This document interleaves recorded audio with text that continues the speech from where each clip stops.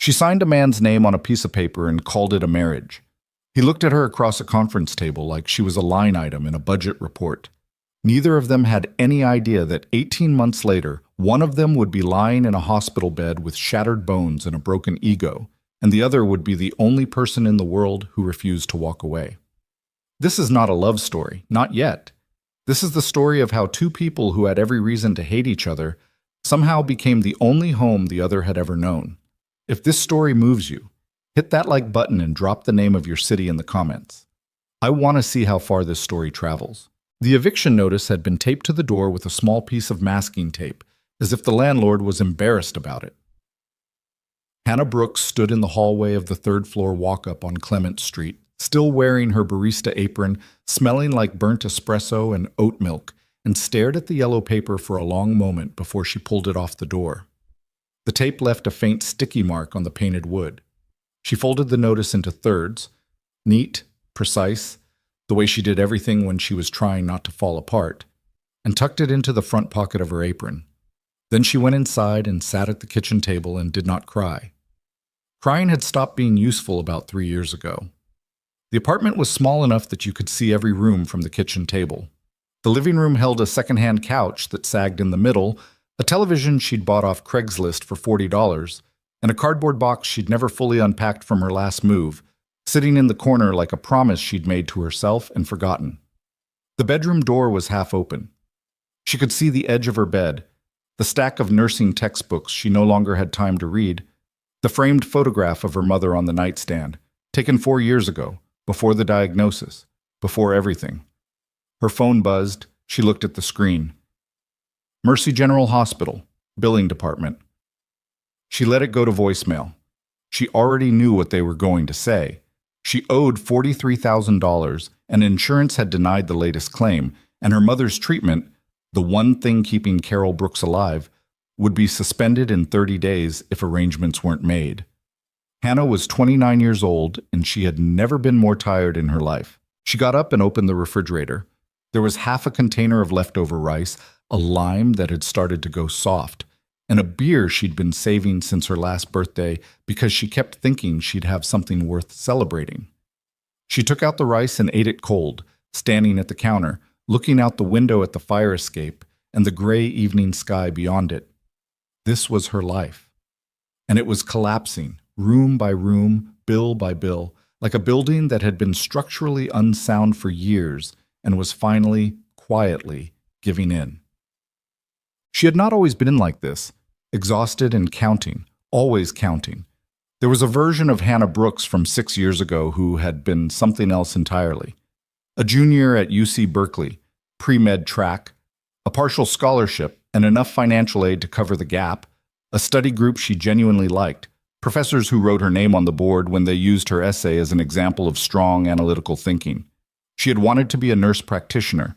She had wanted to work in community clinics, the kind in neighborhoods where nobody had health insurance and the waiting room was always full and the doctors were always overworked. She had wanted to do something that meant something. Then her mother got sick. Not dramatically, not all at once.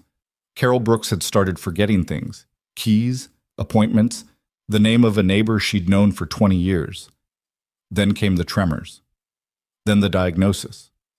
Early onset Parkinson's, complicated by a heart condition that the doctors said was manageable but serious.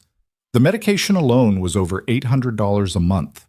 The specialist visits were extra. The home aide that Carol needed 3 days a week because she could no longer safely be alone. Extra. Hannah had left school with 2 semesters left. She told herself it was temporary. That was 5 years ago. Since then, she had worked as a barista, a grocery clerk, a medical receptionist, an after-school tutor, a weekend bookkeeper for a dry cleaning business on Irving Street whose owner paid her in cash. She had done all of it simultaneously at various points. She had slept 6 hours a night and sometimes 5. She had eaten a lot of rice and eggs and the day-old pastries the coffee shop let her take home. She had not complained. Not really. Because complaining required a witness, and Hannah had learned very early in life that there was no use calling for help when there was no one to hear you. Her father had walked out when she was 7. No dramatic exit. He'd just come home less and less, and then one day not at all. Her mother had held things together with an iron will and a cleaning job, and the particular stubbornness of women who refused to be destroyed. Hannah had inherited that stubbornness, but stubbornness had a limit. She was standing right at the edge of it. She washed the rice container, dried it, put it back in the refrigerator. Then she opened her laptop and looked at her bank account and her mother's billing statements, spread across 3 browser tabs like a damage report. The numbers were not good. They had not been good for a while, but tonight they crossed from difficult to impossible. The eviction notice meant she had 30 days to either come up with 4 months of back rent, $11,000, or find somewhere else to go. Her mother's treatment suspension meant she had 30 days to arrange $43,000 or watch her mother's condition deteriorate without medical intervention. $54,000. She might as well have needed $1 million. Hannah closed the laptop. She sat in the dark for a moment. Then she opened it again because sitting in the dark felt too much like giving up, and she hadn't done that yet. She searched, as she had searched before, for financial aid programs, emergency medical funds, hardship grants. She filled out 3 forms she'd already filled out twice. She sent 2 emails to social workers at Mercy General who had not responded to her previous messages. Then she found herself, almost without meaning to, on a legal advice forum where someone had posted a question about marriage-based financial arrangements. Below the post, in a long thread of comments, someone had written, "These arrangements happen more than people think. Rich families use them to secure alliances. The woman gets financial stability, the man gets whatever he needs, usually a legitimate family image. It's transactional, and it's legal as long as both parties are honest with each other." Hannah read that 3 times. Then she closed the forum and sat back in her chair. She thought about it for 45 minutes, which was longer than she'd spent thinking about anything in weeks. Then her phone buzzed again. A text from the home aide, Rosario, who watched her mother on Tuesday and Thursday afternoons. "Your mom had a rough day. She was confused for about an hour this afternoon. I stayed late. Let me know if you need anything." Hannah stared at that text until the screen went dark. Then she picked up the phone and called the one number she had been avoiding for 2 weeks. The number belonged to a woman named Margaret Caldwell. Margaret was 61, sharp as a knife in expensive shoes, and she had called Hannah twice before, politely, carefully, with the measured warmth of someone who was very good at getting what they wanted without appearing to want it. Margaret had found Hannah through the hospital's social work department, which was a long and convoluted story involving a charity board, a mutual acquaintance, and the particular way that rich people sometimes develop a sudden interest in specific struggling strangers. The interest, as Margaret had explained in their first call, was not entirely altruistic. "My son," she had said, "is a very successful and very stubborn man who has convinced himself he will spend the rest of his life alone. He has a young daughter who needs a mother figure. He is, despite what he would tell you, lonely, and he needs someone real. Not someone chasing his money." "Then he wants someone who doesn't know he has money," Hannah had said. "He wants someone who doesn't care," Margaret had replied. Those are 2 very different things. Hannah had politely ended the call both times. She had told herself she wasn't that desperate. She had been wrong about that. "Hannah." Margaret answered on the first ring, which meant she had been expecting the call. That bothered Hannah slightly. The sense that this woman had already written the ending to a story Hannah was only beginning to read. "I have some questions," Hannah said, "before I agree to anything." "Of course." "What exactly is being offered, in specific terms?" A brief pause, then, "All outstanding medical bills for your mother's treatment, current and ongoing for the next 2 years, after which a separate fund will be established. Your back rent settled. A monthly personal allowance of $5,000. A room, your own room, in Ethan's apartment. And at the end of 2 years, or whenever both parties mutually agree to dissolve the arrangement, a settlement of $250,000. Hannah had written these numbers down on a notepad. She looked at them now. "And what does your son get out of this?" Another pause, shorter this time. "Ethan has a business partnership pending with a very conservative family overseas. The deal is contingent on certain perceptions, a stable family, a committed marriage. He needs a wife for optics." Margaret's voice remained perfectly neutral. He has agreed to this arrangement because the business deal is worth considerably more than the costs involved. He's not looking for love. He's not looking for a companion. He's looking for someone honest who will not make his life more complicated. Does he know about me specifically? He knows your situation in general terms. He will meet you before any agreement is signed. And the little girl? There was a different quality to the silence this time, softer. Sophie, Margaret said, she's 6.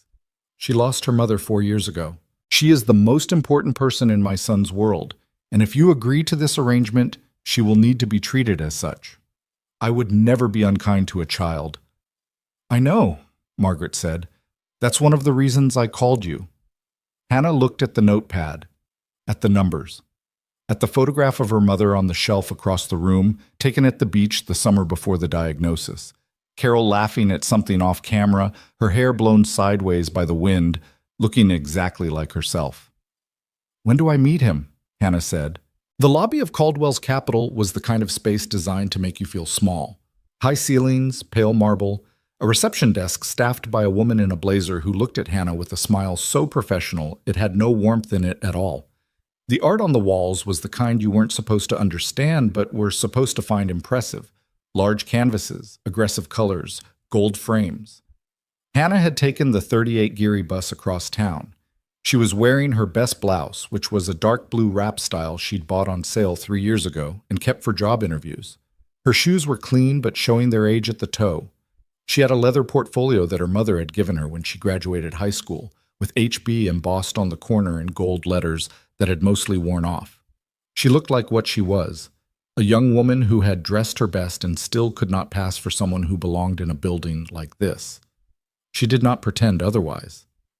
The receptionist led her to an elevator, up to the 32nd floor, down a hallway lined with closed doors to a corner conference room with a wall of windows looking out over the city. The bay was visible in the distance, silver and flat under the afternoon overcast. Margaret Caldwell was already there, standing beside the window in a charcoal suit. She was a handsome woman, strong jaw, silver-streaked hair pulled back, the posture of someone who had never once slouched. She crossed the room and shook Hannah's hand with a firm, brief grip. "Thank you for coming," she said. And then before Hannah could respond, "He's running 3 minutes late. I apologize on his behalf." "Does he do that often?" "Yes." "Does he apologize himself?" Margaret smiled, a real one, quick and slightly surprised.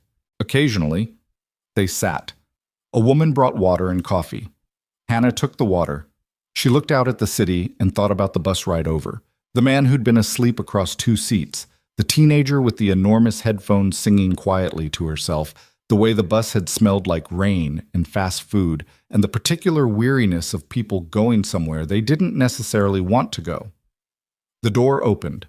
Ethan Caldwell walked in, and immediately the room felt different. Not in a romantic sense. Hannah would reject that description later, privately, because it felt too convenient, too much like a story. It was more that he occupied space differently than most people.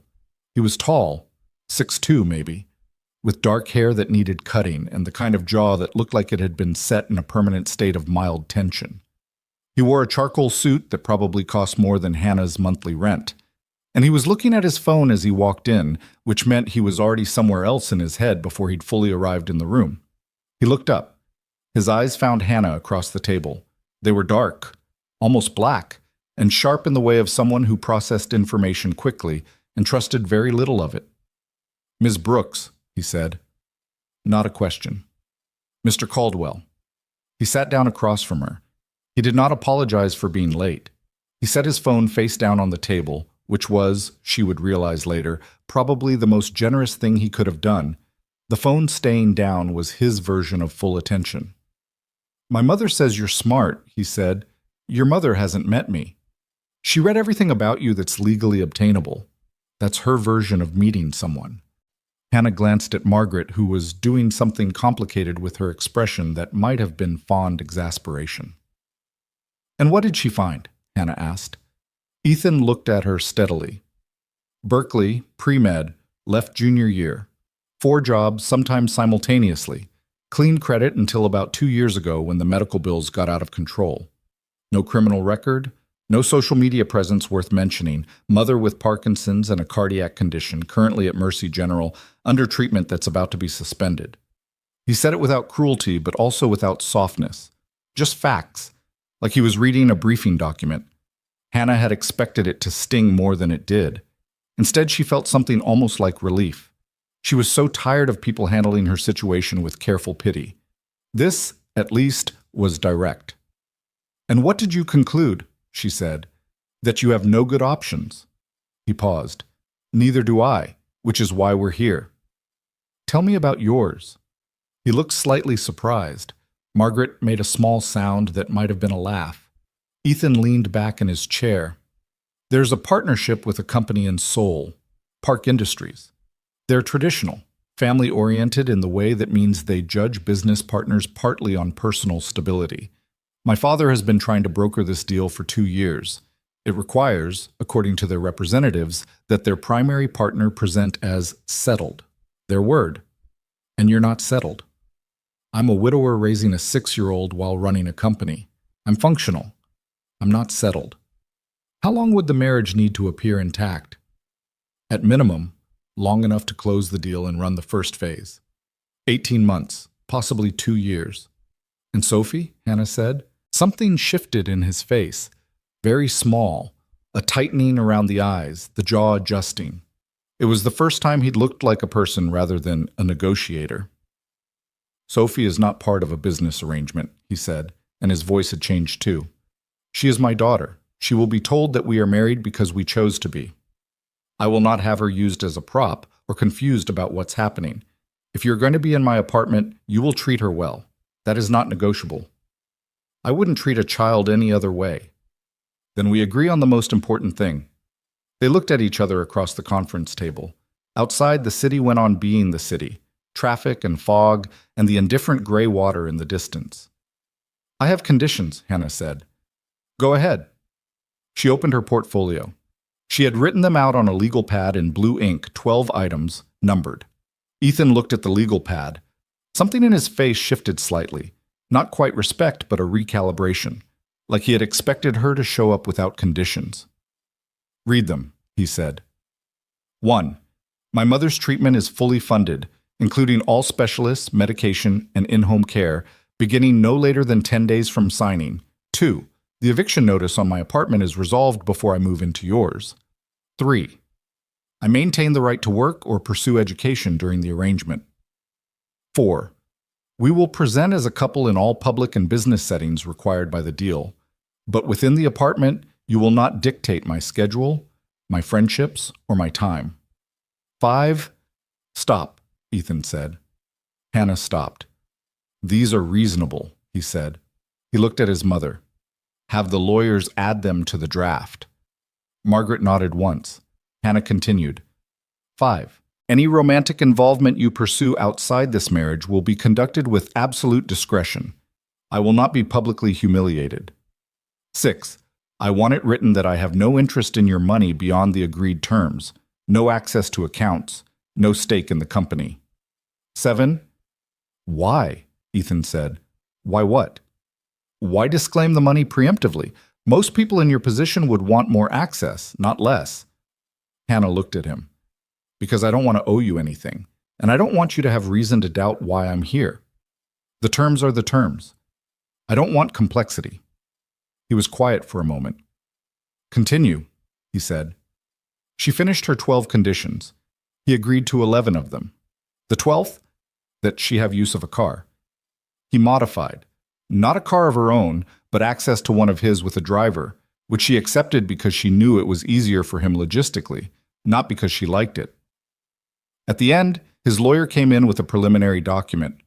They reviewed it in near silence for 40 minutes, making marks in the margins. Margaret had stepped out to take a call. When the lawyer left, it was just the two of them at the conference table, with the city still going on outside and the document sitting between them. Why are you doing this? Hannah said. The business deal is worth it to you. I understand that. But you could have hired an actress, hired someone easier, someone who doesn't have a sick mother and back rent and 12 conditions written on a legal pad. Ethan was quiet for a moment. He looked at the window. My mother found you, he said. She said you were real. I've spent the last year dealing with people who aren't, and I don't have the energy for performance on top of everything else. I'm not going to fall in love with you, Hannah said, not unkindly, just as a fact. I want you to know that. I'm here for my mother. When this is over, I'm going back to school. I have a life I'm trying to rebuild, and this is how I'm going to fund it. I'm not looking for anything else. Ethan looked at her. Good, he said. Neither am I. He said it with enough weight that it didn't sound like relief. It sounded like something old and settled, a decision made long ago and not up for revisitation. When do I meet Sophie? Hannah said. Saturday, he said. Come to the apartment at 10. We'll have breakfast. He stood. She stood. They shook hands across the conference table the way strangers do when they've agreed to something complicated and aren't sure what comes next. His hand was warm. She noticed that and then immediately stopped noticing it. Miss Brooks, he said. Hannah. A brief pause.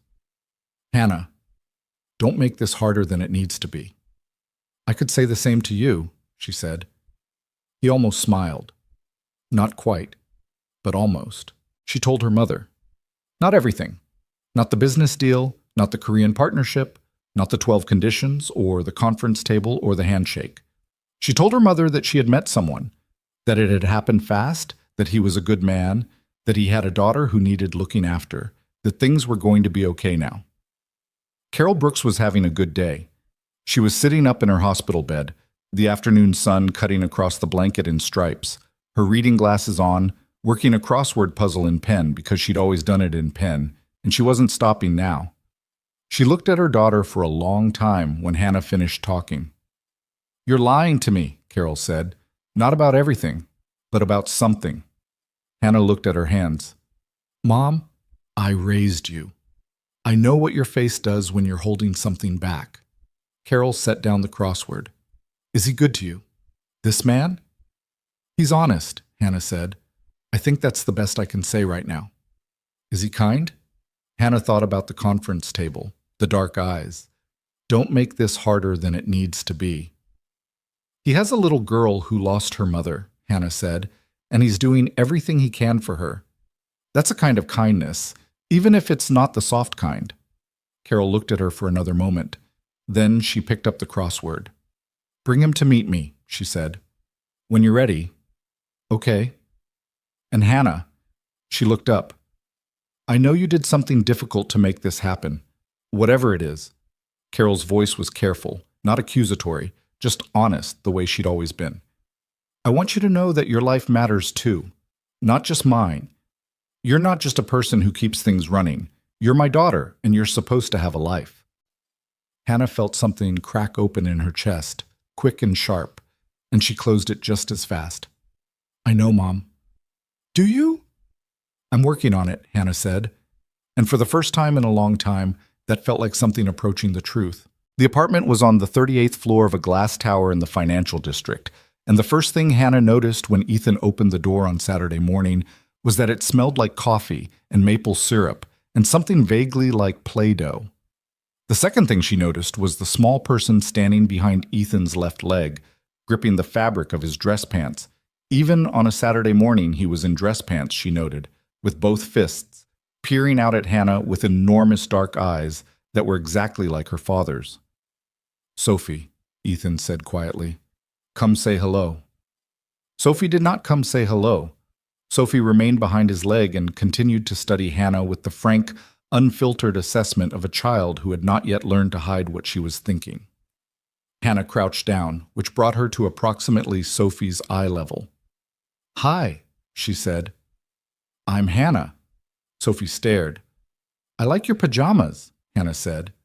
The pajamas were covered in small dinosaurs wearing party hats, which was objectively excellent pajama design. Sophie looked down at the pajamas, then back up. They have birthdays, she said. The dinosaurs. I can see that. Do dinosaurs celebrate birthdays in your pajama world? A pause. The fists loosened slightly on Ethan's pants. They do in mine. That seems right, Hannah said. I feel like dinosaurs would have really good parties. No one to tell them to quiet down. Something moved in Sophie's face. The faint preliminary stages of a smile, quickly suppressed, as if she wasn't ready to commit to it yet. Ethan had been watching this with an expression Hannah couldn't quite read. Careful, almost wary. "Come in," he said. "Breakfast is almost ready." The apartment was extraordinary in the way that spaces are extraordinary when someone has spent a lot of money and very little imagination on them. Everything was expensive and tasteful and curated and strangely impersonal, like a hotel designed by someone who had read extensively about comfort without ever quite experiencing it. The furniture was beautiful and looked mostly unsat in. The art was correct and felt chosen by committee. The kitchen was the exception. It was enormous and clearly actually used, with a cast iron pan on the stove and flour on the counter, and a small step stool pushed up against the island, sized for someone about Sophie's height. "Did you make the pancakes?" Hannah asked Sophie, who had followed them into the kitchen and resumed her position nearby, still evaluating. "Daddy burned the first ones," Sophie said. "I didn't burn them," Ethan said, at the stove. "They were browned." "They were black." "Brown," he said, and Hannah could hear the effort he was putting into keeping his voice flat, the particular effort of a parent trying not to laugh. "Do you want to see?" Sophie asked Hannah, suddenly conspiratorial, moving to stand beside her. "I saved one." She produced, from behind a bowl on the counter, a small plate containing one pancake that was definitively burned. Hannah pressed her lips together very hard. "That's—" She cleared her throat. "That's very well documented evidence." "I'm going to show Grandma," Sophie said, with the satisfaction of someone who had been waiting for exactly this moment. "You're going to throw that away," Ethan said, not turning around. "After I show Grandma." The timer went off. Ethan pulled a pan off the stove. The new pancakes were a completely normal golden brown, and Sophie inspected them without comment, which seemed to be her version of approval. They ate at the kitchen island because the dining table, Hannah noticed, was partially covered with Sophie's art projects and building blocks, which Ethan had apparently not cleared. She liked that. It seemed like the truest thing about the apartment, the small mess of a child's life allowed to take up space in the middle of everything expensive. Sophie sat between them, eating with the absorbed focus of a child who takes food seriously, occasionally volunteering information, that her favorite dinosaur was the Pachycephalosaurus because it was the one with the hard head, that her best friend at school was named Mira, that Mira had a hamster that had escaped twice and been found both times inside the couch. "Has your hamster escaped?" Hannah asked. "I don't have a hamster." "What would you get if you could have any animal?" Sophie considered this seriously. "A wolf," she said. "Sophie," Ethan said, tone carrying the note of a conversation they'd had before. "Wolves are very loyal," Sophie said. "I read it." "Where did you read it?" "In my book about wolves." "You have a book about wolves," Hannah said. "4," Sophie said. Hannah looked at Ethan. He was looking at his coffee, the corner of his mouth doing something that was not quite a smile but was in the vicinity of one. "She reads a lot," he said. "She's thorough," Hannah said. After breakfast, Ethan disappeared for an hour to take a call, which he apologized for in the brief, business-like way of someone who apologized often enough that it had become procedural. Sophie showed Hannah her room, which was painted the color of a stormy sky, not babyish, not pink, not the expected thing, and contained 4 shelves of books, a drawing table, and a very specific organizational system for her collection of small painted animals that Sophie explained in detail. They sat on the floor of Sophie's room, and Sophie showed her how the system worked. Each animal had a name and a history and a relationship to at least 2 other animals. It was, Hannah realized, a complex ongoing narrative that Sophie had been building for some time, with its own internal logic and emotional continuity. "Does your dad know all their names?" Hannah asked. "Some of them," Sophie said. "He tries. He forgets Marcus sometimes." She held up a small painted fox. "This is Marcus. He's had a hard life, but he's doing better now." Hannah looked at Marcus the fox. "I'm glad he's doing better," she said. Sophie looked at her carefully, the same evaluating look as the door, but closer now, more particular. "Are you going to live here?" she asked. The question landed quietly in the room. Hannah held it for a moment. "For a while," she said. "Yes." "Why?" "Because your dad and I are getting married." How come you're getting married if you just met? Sometimes, Hannah said, choosing carefully, people meet each other and realize they fit together in ways they didn't expect. It doesn't always take a long time. Sophie seemed to consider this with the gravity she gave to most things. Daddy was sad for a long time, Sophie said, after my mom died. I know, Hannah said. That makes sense.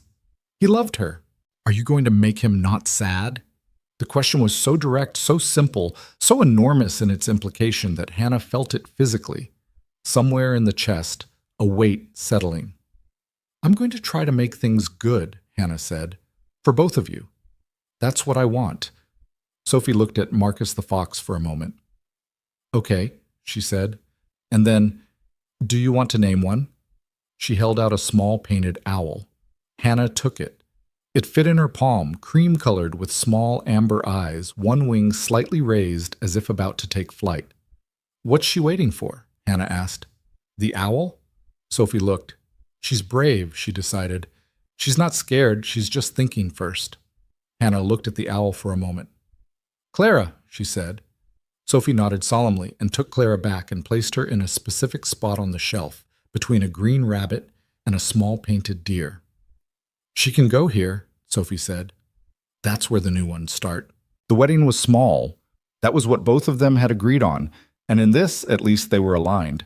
Neither of them wanted theater. Margaret had pushed for something larger. Ethan had shut it down with 3 sentences. Hannah had been relieved. It happened on a Thursday afternoon in November at the city clerk's office, which smelled like old paper and cleaning fluid, and the faint bureaucratic exhaustion of a building that processed thousands of human decisions every year without ceremony. They were in the building for 47 minutes. Margaret was there, in a coat the color of slate, wearing the expression of a woman managing strong feelings with complete success. A colleague of Ethan's named David stood as their witness, a large, easygoing man who shook Hannah's hand warmly and said, sincerely, "Congratulations," as if he meant it. Hannah's friend Yolanda, the only person besides her mother and Margaret who knew the full truth, stood on Hannah's side and held her hand during the vows without being asked to. Sophie had been told the news that morning. Ethan had sat with her at the kitchen table and explained that he and Hannah were getting married, that Hannah was going to live with them for a while, that this was a happy thing. Sophie had listened carefully, then asked, "Can Clara come?" Ethan had looked confused until Hannah clarified, "The owl. Of course the owl could come." At the clerk's office, when the officiant asked if they had anything to say to each other, there was a pause. Neither of them had prepared anything. It hadn't seemed necessary. Ethan looked at Hannah. "I'll be honest with you," he said. "It wasn't eloquent. It wasn't romantic. I'll be fair. Whatever else this is, I'll be those things." Hannah looked back at him. "Same," she said. They were not, in that moment, people beginning a love story. They were 2 exhausted, pragmatic, slightly damaged people making a promise they were both capable of keeping, in a room that smelled like cleaning fluid, in front of 4 people and an officiant who had seen it all before. She signed her name on the marriage certificate in the same careful way she'd signed everything for the last 5 years, thinking about what it cost, what it meant, what it was buying her. Ethan Caldwell. The ink dried. Outside it was raining. Moving in happened on a Sunday with 3 boxes and a suitcase. The housekeeper, a woman named Ophelia, who had worked for Ethan for 4 years and had an expression of cheerful, impenetrable calm, showed Hannah to her room. Her room. Down the hall from Ethan's, separated by the width of Sophie's bedroom and a bathroom, which seemed like the right amount of distance, enough to be real, not so much as to require narration. The room was large, with a window looking out over the rooftops and a walk-in closet that was dramatically excessive for her 3 boxes and a suitcase. There was a desk, which she appreciated. A bookshelf, empty. She started unpacking, filling it slowly with her nursing textbooks and the 3 novels she kept, and the framed photograph of her mother. Ethan appeared in the doorway at 6 p.m. "Dinner," he said. "Sophie wants to know if you eat fish." "I eat fish." "Good. 7 o'clock. He left. Hannah looked at the doorway where he'd been, then looked at the photograph of her mother. "I'm working on it," she said quietly. To no one. To herself. to the general project of survival. Then she put the frame on the shelf and went to finish unpacking. Life inside the apartment found its shape in the first few weeks the way water finds the level of a container. Not gracefully, but inevitably. Ethan left early and came home late. When he was home, he was often still working, on his laptop at the kitchen island, or on calls in his study with the door closed. He was not unkind. He was simply elsewhere, the way people are elsewhere when they've trained themselves to live in their heads because the external world had become too complicated. He and Hannah were polite to each other with the precision of people maintaining something fragile. She could set her watch by the rhythms. 6:15, he was up and out of his room. 6:45, the sound of his phone calls through the wall. 7:15, the sound of his car in the garage below. And in the evenings, 7:30 or 8, the elevator, his footsteps in the hall, the muffled closing of his study door. Sophie was different. Sophie was, from the very first week, simply there, appearing in Hannah's doorway with a book she wanted to discuss, or a drawing she'd finished, or a question that had apparently been urgent enough to cross the apartment to ask. The Wolf book, one morning. A drawing of Clara the owl, another.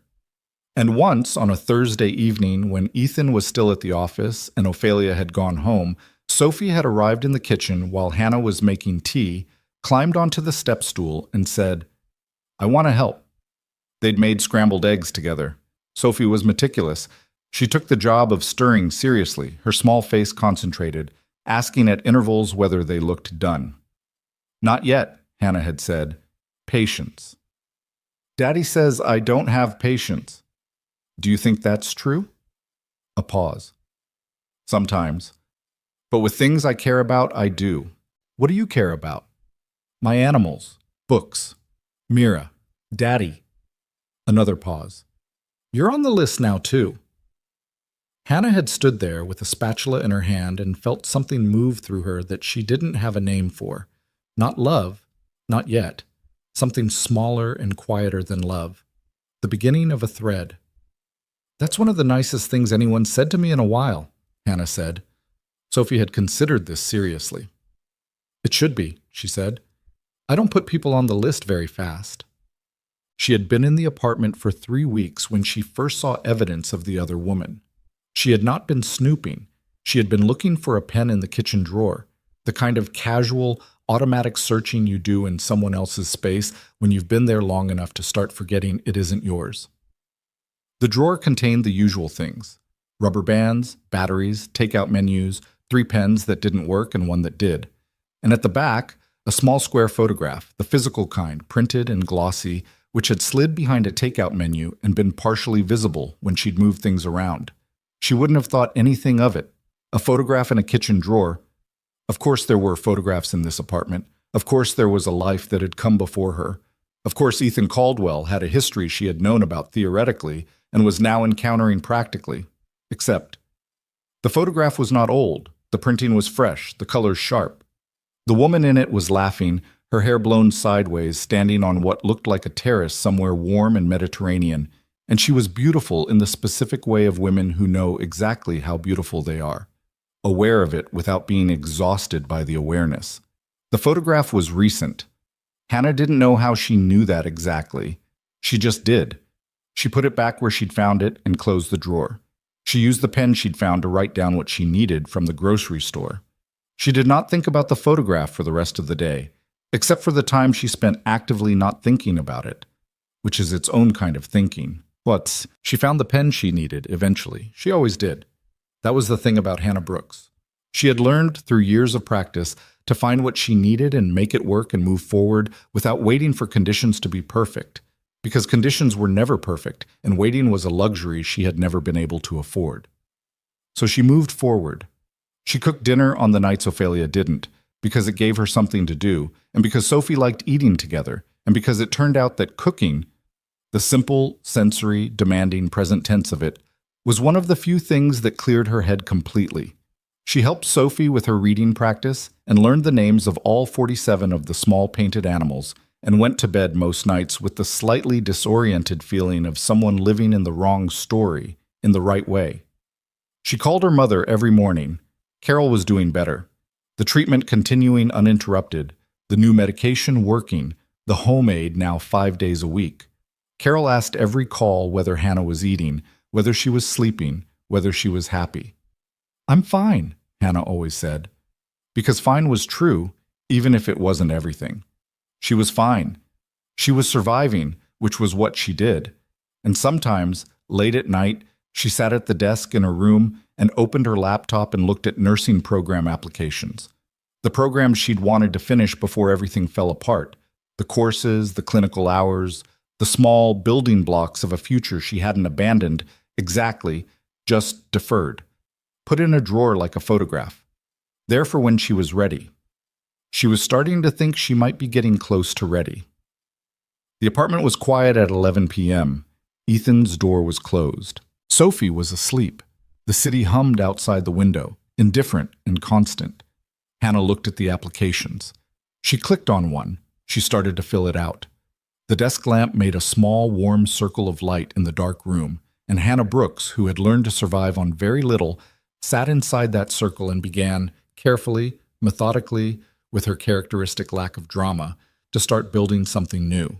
The nursing program application sat in her drafts folder for 11 days before Hannah submitted it. She did it on a Tuesday morning, early, before Sophie woke up, before Ethan's alarm went off down the hall, before the apartment came to life with its usual sounds. She sat at her desk in the gray pre-dawn light, read through the application one last time, and clicked submit with the quiet, private ceremony of someone doing something important when no one is watching. Then she made coffee and started breakfast and did not tell anyone. It wasn't secrecy.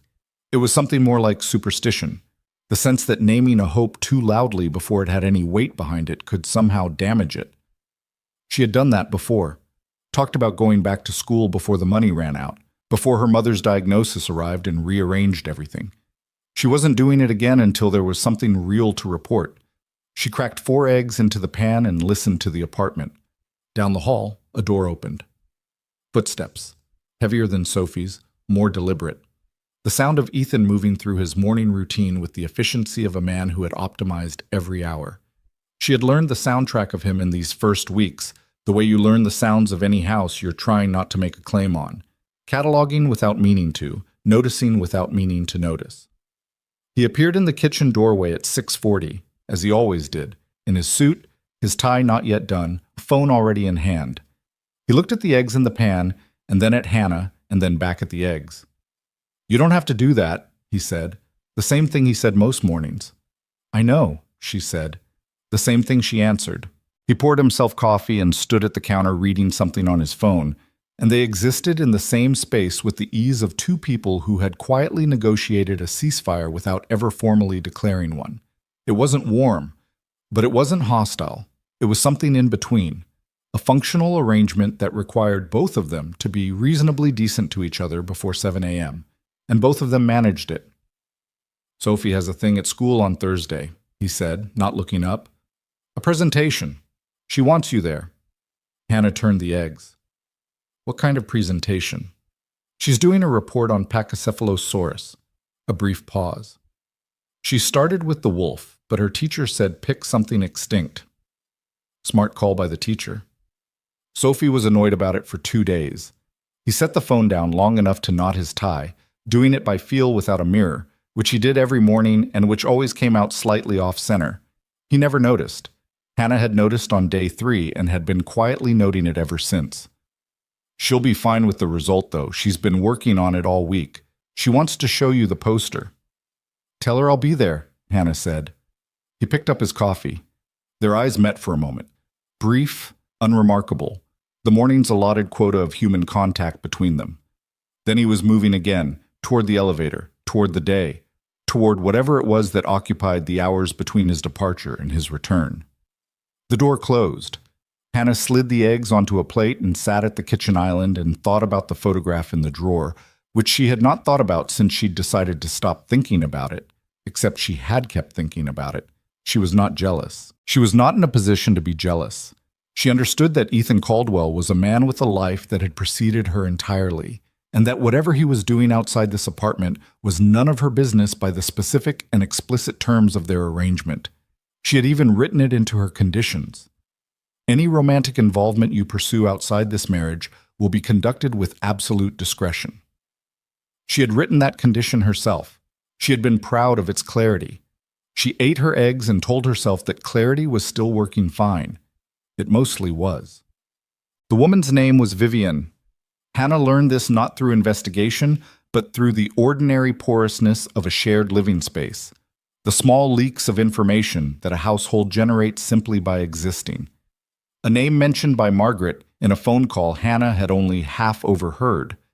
A contact name visible for half a second on Ethan's phone screen when it lit up on the kitchen counter as he walked away from it. A response from David, Ethan's colleague, their wedding witness, in a conversation at the elevator when he'd stopped by to drop off documents and said, with a slight shift in his expression, "Vivian's been calling the office again," to Ethan, who had said, "I'll handle it," in the flat tone of a man handling something he'd been handling for a long time. Vivian, the woman in the Mediterranean photograph. Hannah constructed her slowly, from fragments, the way you construct anything you're not supposed to be constructing. She didn't ask about her. She didn't search for her online, which would have been easy, and which she declined to do because she had enough actual problems without acquiring manufactured ones. But she was there, this Vivian, in the atmosphere of the apartment, a presence defined by absence, a weight you felt in the way Ethan sometimes went very still when his phone rang and didn't answer it. She was there in the way he talked about the future without ever locating himself in it emotionally. She was there in the way he never talked about the past. Sophie's school was a 20-minute drive from the apartment, a small private school in Pacific Heights with a garden courtyard and classrooms that smelled like tempera paint and library books. Hannah had been picking Sophie up twice a week since the third week of November, when Ethan's schedule had made it impossible, and Ophelia's hours didn't extend that late. She had not expected to like it. She had expected to feel like an imposter, a woman performing a role with a borrowed child in a borrowed life, waiting to be recognized as neither. Instead, she found herself genuinely absorbed in the small world of Sophie's school day. The teacher, Ms. Peralta, was young and earnest and had the gift of taking children's ideas seriously without condescending to them. The other pickup parents were mostly distracted, mostly on their phones, occasionally friendly in the way of people who were friendly because it was easier than not being.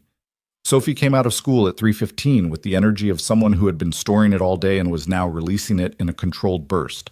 She talked the entire drive home, about what Mira had said, about what the lunch had been, about a book she'd checked out of the library about bioluminescent sea creatures, which was, apparently, the most important book she'd ever encountered.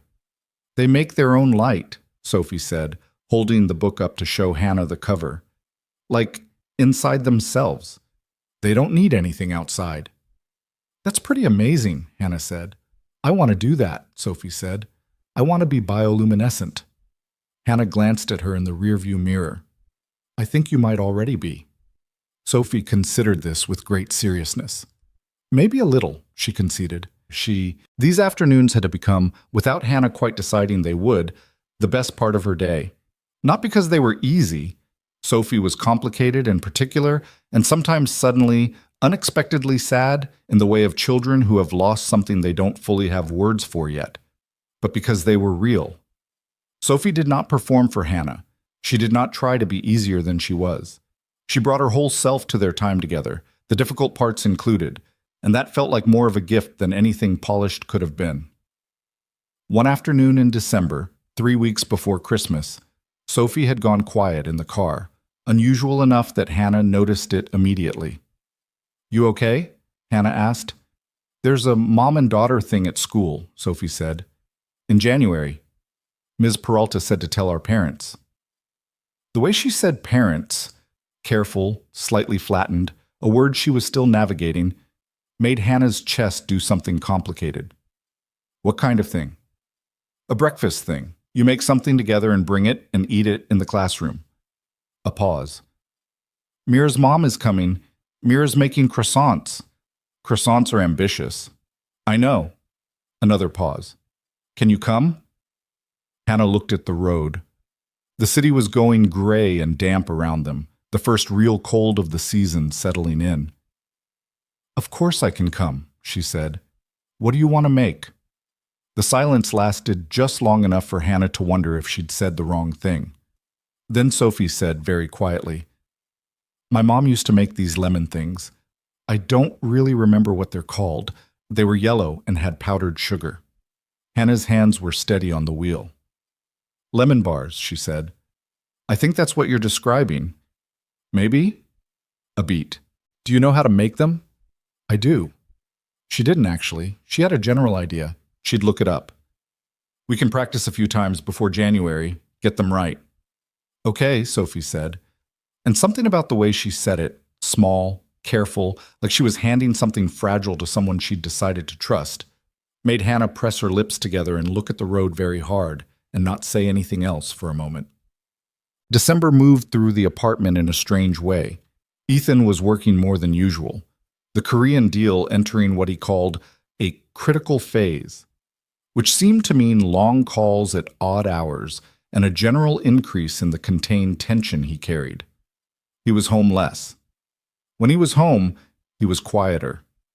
Hannah learned to read the quality of his silences the way you learn to read weather.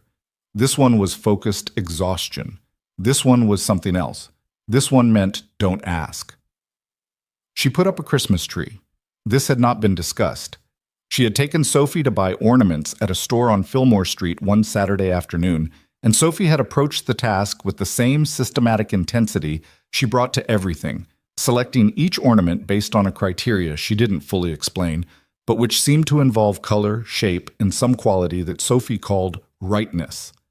They had come home with a box of ornaments and a string of lights, and spent an entire afternoon decorating a tree that Ophelia, arriving on Monday morning, had stopped in the entryway to look at for a long moment before saying, "Beautiful," in a way that had no qualifier and no subtext, and which Hannah took as the most straightforward compliment she'd received in weeks.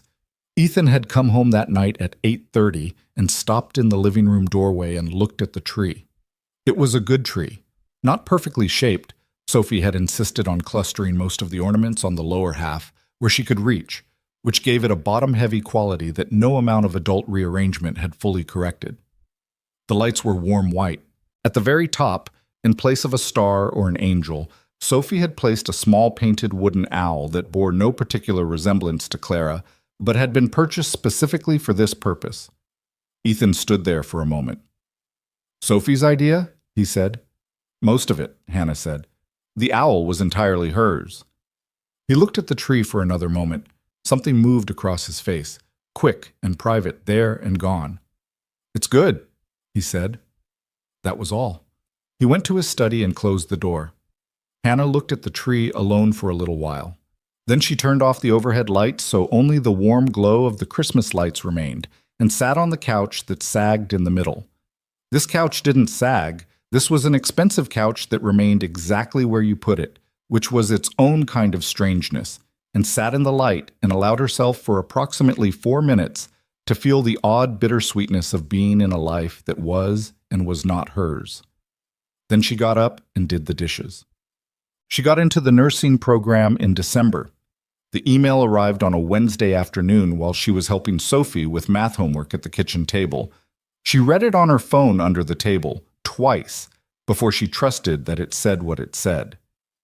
An acceptance letter from the nursing program at UCSF, the one she'd applied to 6 years ago and not gotten into, the one she'd reapplied to 3 years ago and withdrawn from when her mother's hospitalization made it impossible, the one she had filled out this time with the quiet, particular stubbornness of someone who had nothing left to lose. She set the phone down on the table. "What?" Sophie said, looking up from her worksheet. "Nothing. What's 6 times 8? 48. What happened?" "How do you know something happened?" "Your face," Sophie said, and returned to her worksheet with the confidence of someone who had already won the argument. Hannah looked at the phone, at the email, at the words, "We are pleased to offer you admission." She thought about calling her mother. She thought about Yolanda. She thought about the desk in her room and the lamp making its small circle of light and the browser tabs she'd kept open on Faith. That evening, when Sophie was in bed and the apartment had gone quiet, she knocked on the door of Ethan's study. "Come in," he said, without looking up from his laptop. She came in. The study was the most lived-in room in the apartment, Books actually pulled from shelves and stacked on the floor, papers on the desk, a jacket thrown over the back of the chair. It smelled like coffee and something faintly like the outdoors, which made no sense but was there. "I wanted to let you know," she said, "that I've been accepted to a nursing program. Classes start in February. Evenings and some Saturday mornings." He looked up now. His face did the recalibrating thing it sometimes did when she brought him information he hadn't anticipated. "That's good," he said. "It won't affect Sophie's schedule. I've already looked at the timing. Hannah." He said it the way he occasionally said her name, like he was being deliberate about it. "I'm not concerned about the schedule. That's what the conditions were for." A pause. "Congratulations." It came out like something he'd thought about before saying, not rehearsed exactly, just considered. "Thank you," she said. She turned to leave. "How long have you been applying?" he said. She stopped, turned back. "This was the third attempt," she said. "Over 6 years." He looked at her for a moment with the same dark, precise attention he gave to information that mattered. "Then good," he said, and meant it. January came cold and clear. The Korean deal moved forward. Ethan flew to Seoul for a week in mid-January, his first absence since Hannah had moved in, and the apartment rearranged itself around his absence in a way that was mostly peaceful.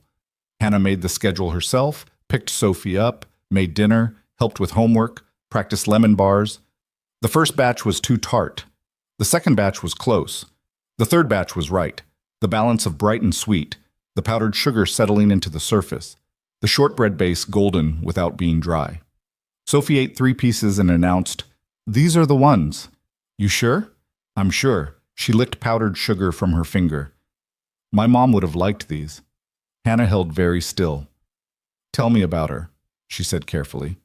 "If you want to." Sophie looked at the lemon bars. "She was soft," she said, "like her hair and her voice and stuff. Daddy is not soft. He tries, but he's not. You're somewhere in the middle. Is that okay?" "It's better, actually," Sophie said, and reached for another lemon bar. "Soft things break easier." Hannah sat with that for a long time after Sophie went to bed. Long. Ethan came back from Seoul on a Friday, later than expected, arriving while Sophie was already asleep. Hannah was on the couch with a textbook. She'd started reviewing material before the February start date, and she heard the elevator, the key, the muffled sounds of a man who'd been traveling for 8 hours and was tired in the specific way of people who push themselves past the point where rest is easy. She didn't look up from the textbook immediately. "How was it?" she said. "Long." He dropped his bag by the door. He looked at the Christmas tree, which was still up. Sophie had refused to take it down. Hannah had made a unilateral decision to allow this. And then at Hannah on the couch, and something in his face shifted in the way it sometimes did when he encountered evidence of the life continuing in his absence. "Sophie's asleep," Hannah said. "She made me promise to tell you she has something to show you in the morning." "What is it?" "No idea. She was very mysterious about it." He almost smiled. He went to the kitchen and poured himself a glass of water and stood there drinking it, and Hannah went back to her textbook, and they were quiet together in the way they had become over these months, occasionally capable of being. "The deal is moving forward," he said. "Park Industries. The first phase is on." "That's good news," she said. "It means the arrangement is secure. Your mother's care continues." "I wasn't worried about that." He looked at her. "No?"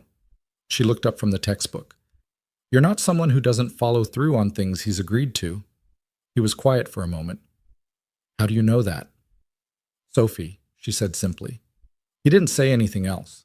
He set the glass in the sink and picked up his bag and said goodnight in his brief, conclusive way and went down the hall to his room. Hannah looked at the page she'd been reading. She had not retained a single word of it. She went back to the beginning of the section and started over. The thing about living with someone you're not in love with is that you don't realize, slowly and incrementally, the moment when that sentence stops being entirely accurate. It doesn't arrive with clarity. It doesn't announce itself. It seeps in through the edges, through the ordinary accumulated evidence of a person, the way Ethan, without ever being asked, had quietly refilled the nursing textbooks that had appeared on the shelf in the living room, organizing them by course code in a way she hadn't set them up herself. The way he sometimes left coffee already made for her in the mornings when he knew she'd been up late studying. Not thoughtfully, not warmly, just functionally, the way he did most things. But it was there. She noticed these things the way you notice changes in weather. Not all at once, but cumulatively, until one day the sky looks different and you can't point to exactly when it changed. She did not examine this too carefully. She had trained herself not to examine things that might lead somewhere inconvenient. February brought classes, which brought the specific relief of being somewhere with a clear purpose and measurable progress. The nursing program was demanding in a way that felt almost physical. Clinical rotations added to lectures, added to case studies. The body of knowledge required vast and particular and unforgiving of shortcuts. Hannah liked this. She liked that it required all of her. She liked that when she was in a classroom or on a floor, there was no room in her head for anything else. She was good at it. She had always known, in the abstract way of someone who had left a thing behind before finding out for certain that she would be, but having the evidence of it, in the grades, in the feedback from the clinical supervisors, in the particular way the material was landing and organizing itself in her brain, felt like recovering something she'd been carrying the shape of for years. She told Sophie about a patient. Not the details. She was careful about that, had already internalized the professional instinct toward privacy, but the shape of the story, the what it felt like of sitting with someone in a hard moment. That's what nurses do? Sophie asked. Part of it, a big part of it. I thought it was mainly shots. Some shots, but mostly just being there, being steady. Sophie thought about this. You're good at that, she said, being steady. I had practice, Hannah said. She meant her mother, her childhood, the years of holding things together. But Sophie looked at her with the particular understanding that children sometimes display, seeing past the surface of a statement to the more complicated thing underneath, and said nothing, which was its own kind of acknowledgement. She heard him on the phone in early March. She hadn't meant to. She'd come back to the apartment early, a class had been canceled, a rare gap in the week, and the apartment was quiet in the way it was when Sophie wasn't home and Ethan was supposed to be at the office. She was halfway down the hall toward her room when she heard his voice from the study, low and particular in a way it wasn't on business calls. She stopped. She should have kept walking. She kept walking, but slowly, the way you move when something has already landed before you've decided whether to receive it. The study door was half open. She caught 3 sentences. I know. I'm not in a position to... Vivian, I know what I said. And then, quieter. I'll call you later. She went to her room and sat on the edge of the bed and looked at the floor. She sat there for a while. She understood, technically, logically, with perfect rational clarity, that she had agreed to this. The condition was in the contract in her own handwriting. Discretion, not abstinence. She had no claim on him. She had never wanted one. She had told him explicitly that she was not going to fall in love with him, and she had meant it with every part of herself that was available for meaning things at the time. The problem was the other parts, the parts she hadn't entirely consulted. She stood up. She went to the kitchen. She began making dinner, a complicated one, something with many steps. Because many steps required attention, and attention was a resource she needed to spend somewhere other than where it currently wanted to go. By the time Sophie came home at 4:15, there was a pot of something fragrant on the stove, and Hannah's hands were steady, and her face was composed with the precision of a woman who had been composing her face under pressure since the age of 7 and had gotten very good at it. "What is that?" Sophie asked, dropping her backpack at the door in the way Hannah had been trying to redirect to the hook for 4 months with no success. "Moroccan chicken," Hannah said. "Don't drop your backpack there." Sophie picked it up, moved it to an adjacent but equally inconvenient location, and came to look in the pot. "Does Daddy like Moroccan chicken?" "I have no idea. I'll ask him." She pulled out her phone. She had a phone, which was a matter Hannah had opinions about and had kept to herself because it was not her jurisdiction, and typed a text to her father with the speed of someone who had been texting since before she should have been. Hannah stirred the pot. Sophie looked up from her phone. "He says, and I quote, 'What is Moroccan chicken?' That's his answer? He put a question mark, so it's a real question. Tell him it's chicken. Sophie typed. A pause. He says, obviously. She looked at Hannah with the expression of someone watching a comedy she'd seen before but still found funny. He wants to know if there's lemon in it. Yes. He says good. Hannah kept her face on the pot. She stirred the chicken. She thought about the voice from the study. I'll call you later. And she thought about the photograph in the drawer, and she thought about 3 months of coffee already made, and textbooks quietly organized, and she thought, this is a mess.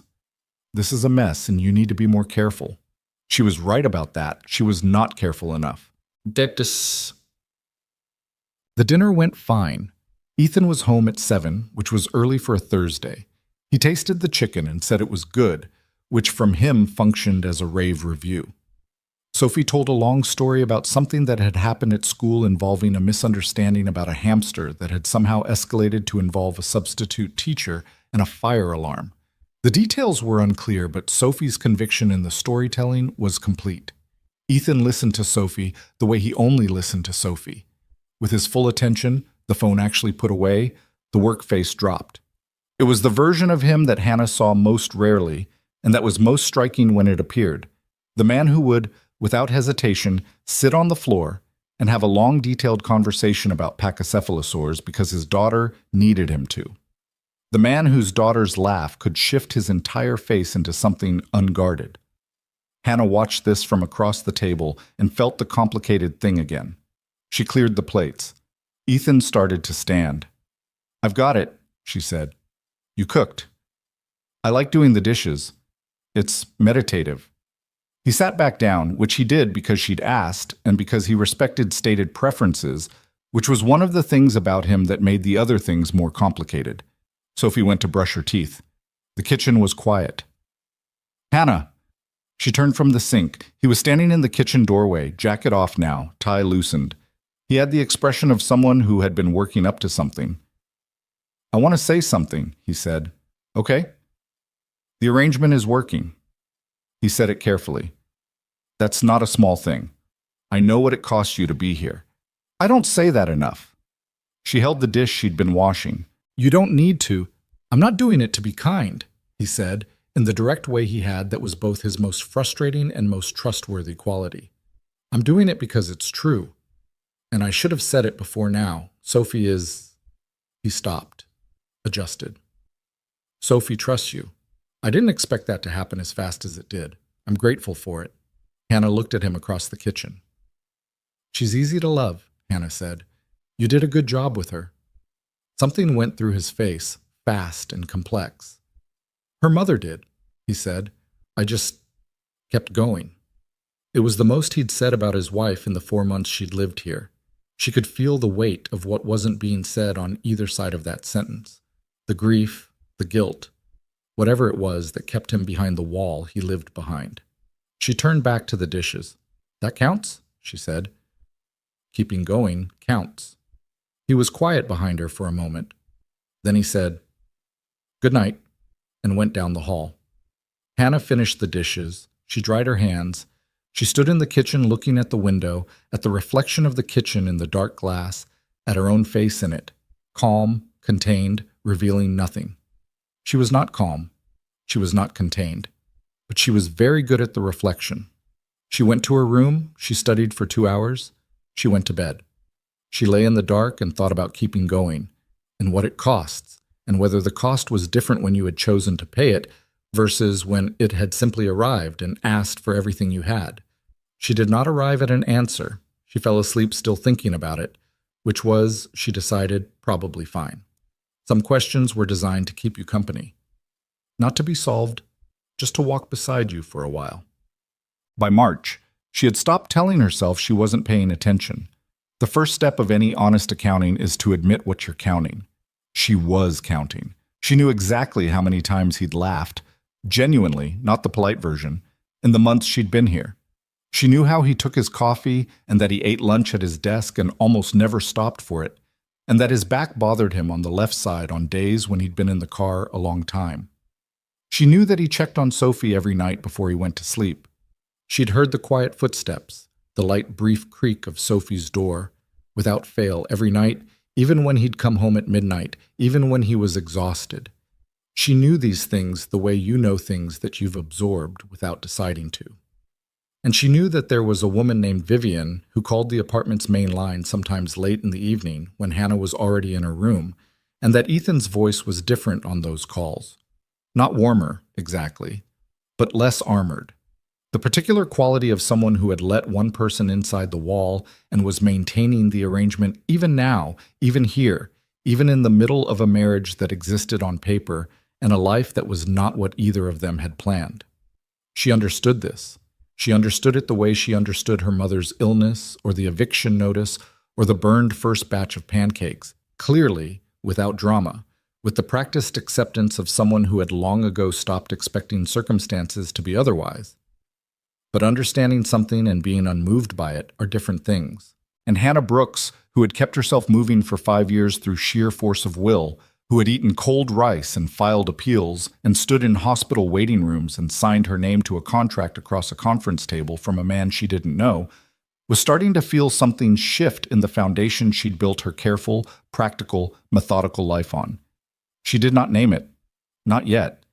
She was not ready, and she knew it, and knowing was enough for now. Enough to keep going. Which, as someone had recently reminded her, was its own kind of grace. Spring arrived the way it always did in San Francisco. Not warmly, not with the easy bloom that other cities got, but sideways in fits and starts, a cold morning followed by an almost warm afternoon, the fog pulling back just long enough to remind you the sun existed before sliding back in. Hannah had grown up in this city. She knew its seasons were a negotiation, not a gift. April felt like that, like negotiation. She was 8 weeks into the nursing program and running on 6 hours of sleep most nights, which was not new, but had a different quality now. Not the exhausted desperation of someone trying to hold a life together, but the tiredness of someone building something. It hurt differently. It felt like something. She had a clinical rotation on Tuesdays and Thursdays at a community health center in the Tenderloin, which was exactly the kind of place she'd told herself she wanted to work in when she was 20 years old sitting in a Berkeley lecture hall thinking she had the future mostly figured out. The waiting room was always full. The staff was always stretched. The patients arrived with the particular complexity of people whose lives didn't sort neatly into medical categories. Poverty and illness entangled in ways that made treating one impossible without addressing the other. Hannah had been assigned to work with a nurse practitioner named Rosa, who had been doing this for 16 years, and had the specific energy of someone who had long ago stopped expecting the system to make it easy and had simply decided to be exceptional within it anyway. "You're good with the scared ones," Rosa told her one Thursday afternoon, after Hannah had spent 20 minutes with a woman who'd refused to let anyone else take her blood pressure. "I've been scared in waiting rooms," Hannah said. Rosa looked at her. "Yeah," she said, "that's exactly it." She drove home from that rotation thinking about what Rosa had said, the way a sentence sometimes settles in you and stays. She was still thinking about it when she got off the elevator on the 38th floor and heard voices. More than voices. Ethan's voice, low and controlled, and another voice she'd never heard in this apartment before. She stopped with her keys still in the lock. The other voice was a woman's, liquid and unhurried, with the particular ease of someone who was comfortable taking up space in a room. Hannah opened the door. She knew immediately. Before she saw her, she knew. The knowing arrived the way these things do, in the body first, a tightening in the chest, the skin registering the information before the brain had finished processing it. Vivian was standing in the living room in a camel-colored coat, holding a glass of wine, and she was even more beautiful than the photograph had suggested, the kind of beautiful that reads in person as almost unfair, a collection of qualities that seemed too considered to be accidental. Dark hair, precise cheekbones, the kind of posture that suggested someone had cared a great deal about it at some point. She looked at Hannah with an expression that had no hostility in it and no warmth either, just assessment, clean and fast and thorough. "You must be Hannah," she said. Ethan was standing near the window. He had the look of someone who had not anticipated this particular convergence and was managing the fallout in real time. His jaw was set. His eyes went to Hannah with something in them she couldn't immediately name. "I got home early," Vivian said pleasantly, as if the apartment were hers to arrive home to. Ethan didn't mention you'd be back at Vivian, Ethan said, quietly. Just her name. But the single word had the weight of a closed door. Hannah looked at the wine glass, at the coat still on, which meant this was either a short visit or a woman who hadn't yet decided how long to stay. At the easy way Vivian held the glass, like she'd held wine in this room before. I need to check on something, Hannah said. She heard her own voice as though from a slight distance, steady, unremarkable, giving nothing away. She went down the hall. She went into her room. She closed the door. She sat on the bed and put her hands flat on her thighs and looked at the wall. She was not going to fall apart in her own room over a woman she had known existed, whose existence she had agreed to, whose discretion she had written into a legal contract herself. She was not going to be the woman who fell apart over a man she was not in love with in a marriage that was not real. She breathed. The nursing textbook was on the desk. The photograph of her mother was on the shelf. Clara the owl was on the shelf, too. Sophie had moved her there 2 weeks ago, announcing that Clara had graduated from the new animal shelf and needed somewhere more permanent. Hannah looked at the owl. She breathed some more. Down the hall she could hear the muffled sounds of a conversation she couldn't make out, the low rhythm of Ethan's voice, the higher, more fluid register of Vivian's. Then a door, the main door. Then quiet. She waited. A knock on her door. "Come in," she said, because she was not going to make this harder than it needed to be, which was what he'd said to her once and which she'd adopted as a general life policy. Ethan opened the door. He stood in the frame. He looked tired in a way that had nothing to do with hours worked. "I didn't know she was coming," he said. "You don't have to explain that to me." "I know I don't. I'm telling you anyway." She looked at him. He looked back. The silence in the room was the kind that carries information whether anyone speaks into it or not. "Is she gone?" Hannah asked. "Yes." "Good." She stood up. She needed to move. Standing was better than sitting in the same way that doing was generally better than feeling when you weren't ready for what the feeling was. "Sophie gets home in 40 minutes. I'm going to start dinner." "Hannah!" "Ethan!" She stopped. She looked at him directly. "I'm okay. I knew about her. That was the arrangement. I'm not asking you to explain anything." "I'm not trying to explain. I'm trying to—" He stopped, seemed to look for what he was trying to do and not fully find it. "I know this is difficult." "It's not difficult." She said it too quickly, and knew it as she said it. Too quick, too flat, the specific overcorrection of someone who is feeling the opposite of what they're saying. He heard it too. She could tell by the way his face adjusted, that small recalibration, the dark eyes sharpening. "Okay," he said after a moment. And then he stepped back from the door and let her go, because that was also, she had come to understand, a version of his consideration, knowing when not to press. She went to the kitchen. She opened the refrigerator. She stood looking at its contents for a long moment without registering what was inside it. Then she started cooking. What? She spent the next 2 weeks being very reasonable about it. She was so reasonable it had texture, like a surface you could run your hand over. She was reasonable when Vivian's name came up in a call she half heard. She was reasonable when Ethan came home one Thursday with the look of a man who had been somewhere he wasn't telling anyone about. And she simply passed him Sophie's school schedule for the following week and went back to her textbook. She was reasonable when Sophie, in the uncanny way of children, said one Saturday morning, "Daddy seems weird lately. Do you think he's okay?" "He's just busy," Hannah said. "He's always busy," Sophie said, with the accuracy of a child who has been watching an adult for 6 years. "This is different busy." "I think he's working through some things," Hannah said, which was honest without being specific, which was the best she could manage. Sophie looked at her with the fox with secrets expression. "Are you working through things too?" "Always," Hannah said. "That's just life." "That sounds tiring." "It is a little." Sophie considered this.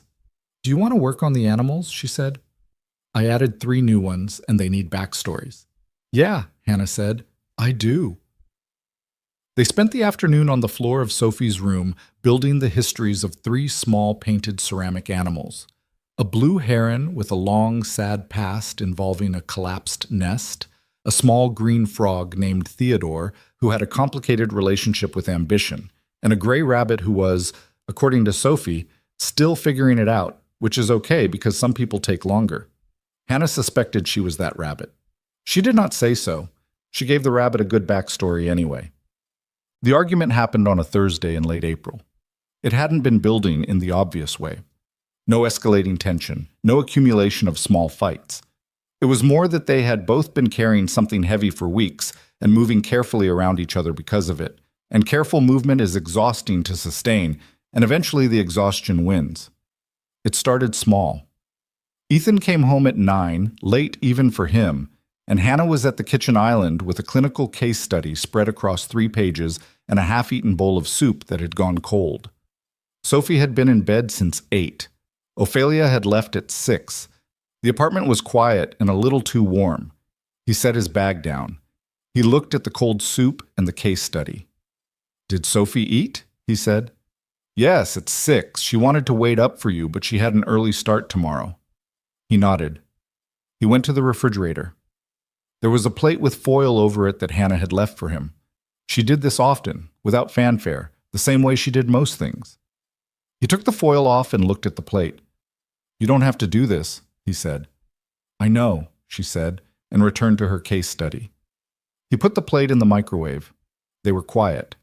The microwave beeped. He took the plate out. "She called again today," he said. He set it to the plate, not to her. "Vivian." Hannah looked up from the case study. She hadn't expected him to bring it up. "Okay," she said carefully. "She wants to..." He stopped. "She has ideas about what this should be, what we should be doing." "What does she think you should be doing?" He turned. He leaned against the counter with the plate in his hand and looked at Hannah with something complicated in his face. Frustration, but not at her. Or not only at her. "She doesn't understand the arrangement," he said. "She thinks I've..." He stopped again. This stopping and adjusting was unusual for him. He spoke precisely, normally. "She thinks I'm more invested in this than I am." The kitchen was very quiet. "Are you?" Hannah said. She held her pen over the case study. Her handwriting had stopped. He looked at her. "What does that mean?" he said. "I'm asking what you said to her, to make her think that." Something tightened in his face. "I didn't say anything that made her think anything. She makes her own interpretations." "Ethan," Hannah set the pen down. "You've been seeing this woman since before we got married. You told me the arrangement allowed for that. But she's calling your office and she's showing up at the apartment, and she clearly thinks this is going somewhere." She heard her own voice getting sharper and made a deliberate effort to level it. "I'm not angry about the arrangement. I'm asking whether you've been honest with her, because what she's expecting and what is actually happening here seem like 2 different things." "What's actually happening here?" he said, and his voice had gone flat and controlled in the way it did when he was managing something he didn't want to feel, "is what we agreed to, a contract. That's all." The words landed. She picked up the pen. She looked at the case study. She said, very evenly, "I know that." "Good. I've never thought it was anything else." "Good," he said again. The repetition was a mistake. She could hear it even as he said it. A word used twice to cover the insufficiency of using it once. The particular verbal tell of someone who is overclaiming certainty. She didn't point that out.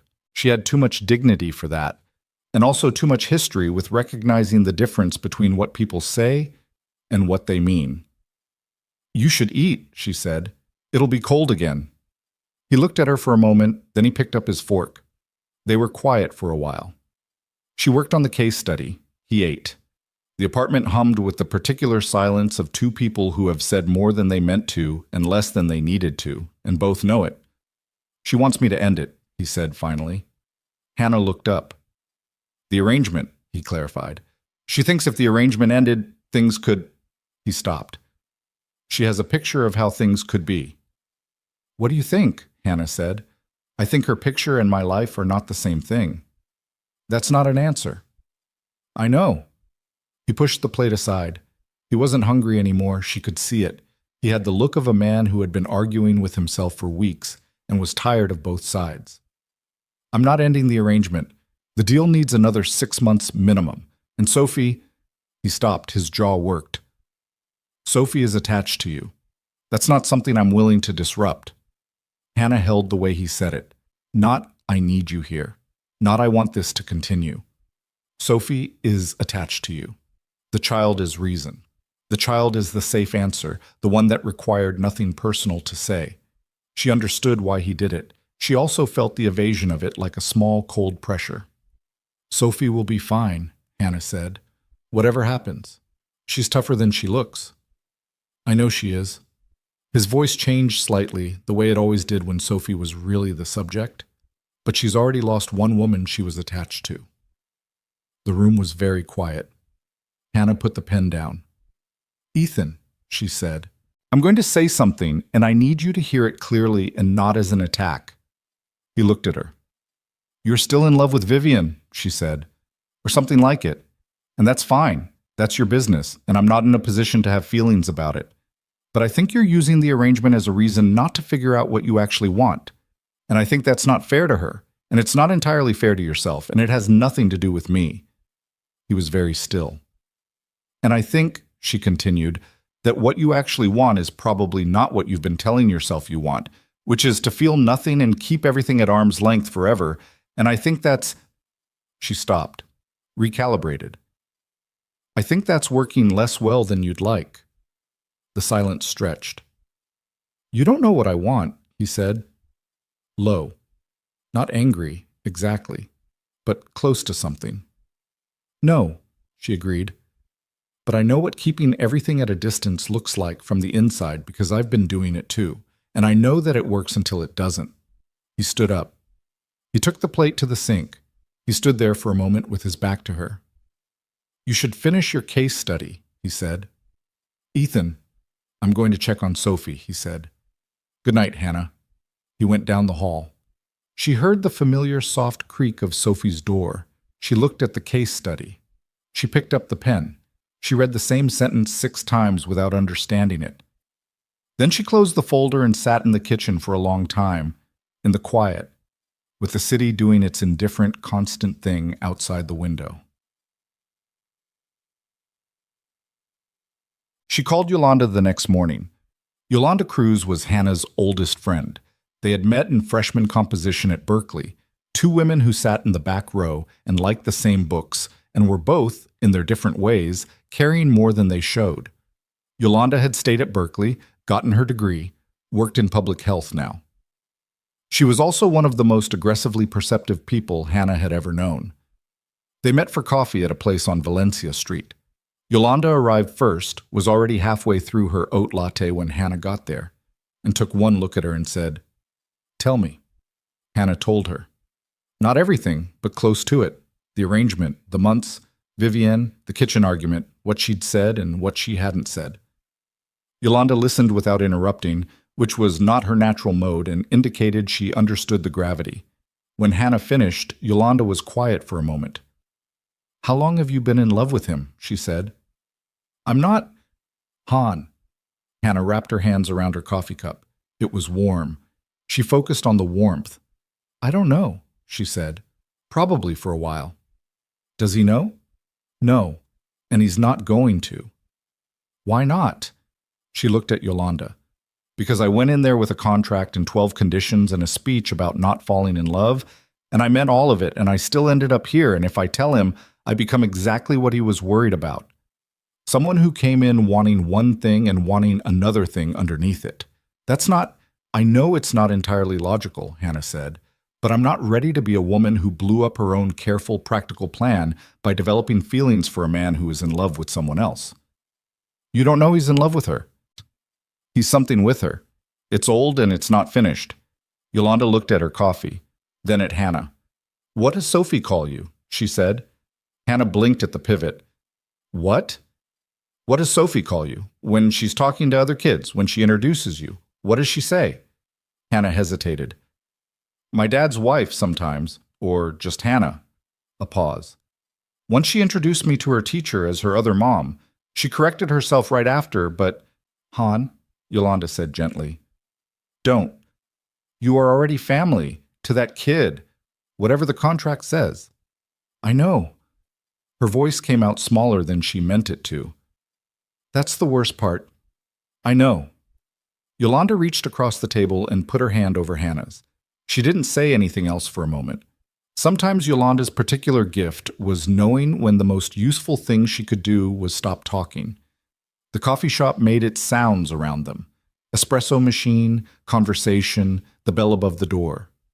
San Francisco went on outside the window, indifferent and beautiful and full of people carrying things they hadn't planned to carry. "What are you going to do?" Yolanda finally said. "I'm going to keep going," Hannah said. "I'm going to finish my rotation and submit my case study and pick Sophie up from school on Tuesday and make dinner and study for my midterm, and I'm going to keep going." "That's your answer for everything." "It's the only answer I've got." May arrived, and with it a heat that was rare for the city, 3 consecutive days above 75 degrees that made everyone slightly strange. Windows open, the smell of the city more present than usual, a looseness in the air that felt borrowed from somewhere warmer. Things between Hannah and Ethan had settled back into the careful politeness, but different now. Not the early politeness, which had been the courtesy of strangers, but the politeness of people who knew each other well enough to know what they were being careful about. Sophie noticed. Of course she did. She was 6 and brilliant and had been reading emotional weather since the age of 2. "Did you and Daddy have a fight?" she asked one afternoon. They were at the kitchen island, Sophie working on a drawing, Hannah reviewing clinical notes. "Not exactly," Hannah said. "We just talked about something hard." "What was hard about it?" "Grown-up stuff. It wasn't bad, just honest." Sophie colored for a moment. "Daddy doesn't like talking about hard things." "No," Hannah agreed. "He cried once," Sophie said, with the particular casualness of a child sharing something they've held carefully for a long time. "A long time ago. After my mom died. He thought I was asleep, but I wasn't. He was in the kitchen, and he didn't know I was there." Hannah kept her eyes on her notes. She didn't move. "He stopped really fast," Sophie continued, "and then he got a glass of water and went back to his room, and the next morning he was just normal again. Like it hadn't happened." She looked up from the drawing. "I wanted to tell him it was okay, but I didn't know how." "Why not?" Hannah said, carefully. "Because I think he was trying to protect me," Sophie said. "So if I told him I saw, it would make it worse. He'd feel bad about it." Hannah looked at the 6-year-old across the kitchen island and felt something that was not quite grief and not quite awe and was close to both. "You're a very thoughtful person," she said. "I know," Sophie said matter-of-factly, and went back to her drawing. Hannah went back to her notes. She stared at the same sentence for a while without reading it. She thought about Ethan in the kitchen at some hour when he thought the world was asleep, getting a glass of water, going back to his room, building the wall back up, choosing to go back to normal because normal was something he could manage and the other thing wasn't. She thought about what she'd said to him in the kitchen last month. "I know what keeping everything at a distance looks like from the inside." She had meant it as an observation. Hearing it now, through Sophie's story, it felt like recognition. But she found the confirmation email in June. She had not been looking. She would say that later, to Yolanda, in the clinical, honest accounting of someone who needs to tell the truth to be able to live with what followed. She had not been looking. She had been in Ethan's study because he'd asked her to find a folder on his desk while he was on a call in the other room, something Sophie needed for school, a form that had to be signed. She'd been looking for the form. She'd moved a stack of mail. And there it was, printed and sitting on the desk, face up, because whoever had printed it had not thought to place it face down. A hotel reservation, 2 nights, a resort in Napa. For 2. Printed in his name. The dates were last weekend when he had told Hannah he was going to a conference in Sacramento. She stood with the stack of mail in her hand and read the confirmation 3 times. And then she set it back exactly where it had been, found the form Sophie needed under a different stack, and left the study and walked down the hall and knocked on the other door. "Found it," she said when he opened it. "The permission slip." He looked at her face. She had a good face, in the sense of one that was well practiced. She had been controlling it since the age of 7. But something must have gotten through because he looked at her differently than he had a moment before, a question behind his eyes that he didn't ask. "Thanks," he said. She nodded. She went to her room. She sat on the bed. She thought about Sacramento and Napa and hotel reservations and a woman with liquid eyes who held wine glasses like she was comfortable anywhere. She thought about the careful politeness of the last month, the mornings with coffee already made, the dinner plates covered with foil. She thought about, "I'll be honest with you," spoken in a clerk's office that smelled like cleaning fluid, over a marriage certificate, as a vow. She thought about Sophie on the kitchen floor saying, "I wanted to tell him it was okay." She thought about herself in this room, at this desk, filling out nursing school applications on faith. She thought about all the things she had agreed to keep not examining and the considerable effort required to not examine them, and whether she had the energy for it anymore. Then she got up. She went to the kitchen. She stood there for a moment looking at the window. Then she turned around and walked back down the hall and knocked on the study door. "Come in." He was at his desk. He looked up. She came in and closed the door behind her. She stood there with her hands at her sides. "I found the hotel confirmation," she said, "on your desk, while I was looking for the form." The silence lasted 4 seconds. She counted. "Hannah, you told me you were in Sacramento." He set the pen down. His face had gone through several things in 4 seconds. Surprise, and something she thought might be guilt. And then the retreat toward control that was his default. It was... He stopped. The timing wasn't... "I'm not..." She stopped too. She took a breath. She needed to say this right. She had thought of very little else for the last 40 minutes. "I'm not asking you to account for what you did. I wrote the condition myself. Discretion. I know what that means, but you lied to me." "I didn't..." "You told me you were in Sacramento." Her voice was still level, still controlled, but there was something underneath it, and she knew it, and she thought he probably knew it too. "That's not discretion. That's a lie. And I need you to understand that there's a difference because we agreed to be honest with each other, and that was the one thing. That was the only thing I actually asked for before I signed anything." He was very still. She looked at him. He looked back. The study was dark. Late afternoon, the sun past the windows, the city going gray outside. "You're right," he said. She hadn't expected it to come that fast. She'd expected the argument, the defense, the recalibration she'd seen him perform a dozen times when confronted with something he didn't want to deal with. "I lied to you," he said. "That was wrong." She held that. "Why?" she said. "Why not just say you were going somewhere? We don't have to explain our personal lives to each other." Something crossed his face, complicated and quickly suppressed. "Because I didn't want you to know," he said. "Why?" The silence stretched to nearly 10 seconds. "Because I knew how it would look," he said finally. "And I didn't want you to look at me like..." He stopped. His jaw worked. "I didn't want you to look at me the way you're looking at me right now." The room was very quiet. "I'm not angry," Hannah said. And then, more honestly, "I'm disappointed," which is its own thing. "I know." He said it quietly. "I need to ask you something, and I need you to be honest with me." He looked at her. "Is she what you want?" Hannah said. "Because if she is, if that's what you want, and it's possible, and you've been holding it off because of the arrangement, then we should talk about what that means. There are options. The arrangement can be structured differently. I don't want to be the reason you don't go after a life you actually want." She meant it. She meant every word of it, which was the hardest part. That she was standing in this room offering him a way out because she cared about his life. Even this version of caring, even when it felt like pressing on a bruise. He was looking at her with an expression she couldn't read, or couldn't let herself read. "She's not..." He stopped, started again. "Vivian is someone I've known for a long time. She understands a specific version of my life, but she doesn't..." He stopped again. His hand moved on the desk, a gesture of frustration at his own language. "She doesn't know Sophie's animals. She wouldn't sit on the floor for an hour learning their names." Hannah stood very still. "That doesn't answer my question," she said carefully. "No," he said. "I know it doesn't." She looked at him for a long moment. "I need some air," she said. She turned and opened the door. "Hannah?" She stopped. "I'm sorry," he said, "for the lie. That was..." He paused. "I'm sorry." She nodded once, without turning around, and went down the hall and got her jacket and took the elevator down and walked out into the city evening, where the heat had finally broken and the fog was coming back in off the bay and the street smelled like other people's dinners and the diesel of a passing bus. She walked for an hour, maybe more.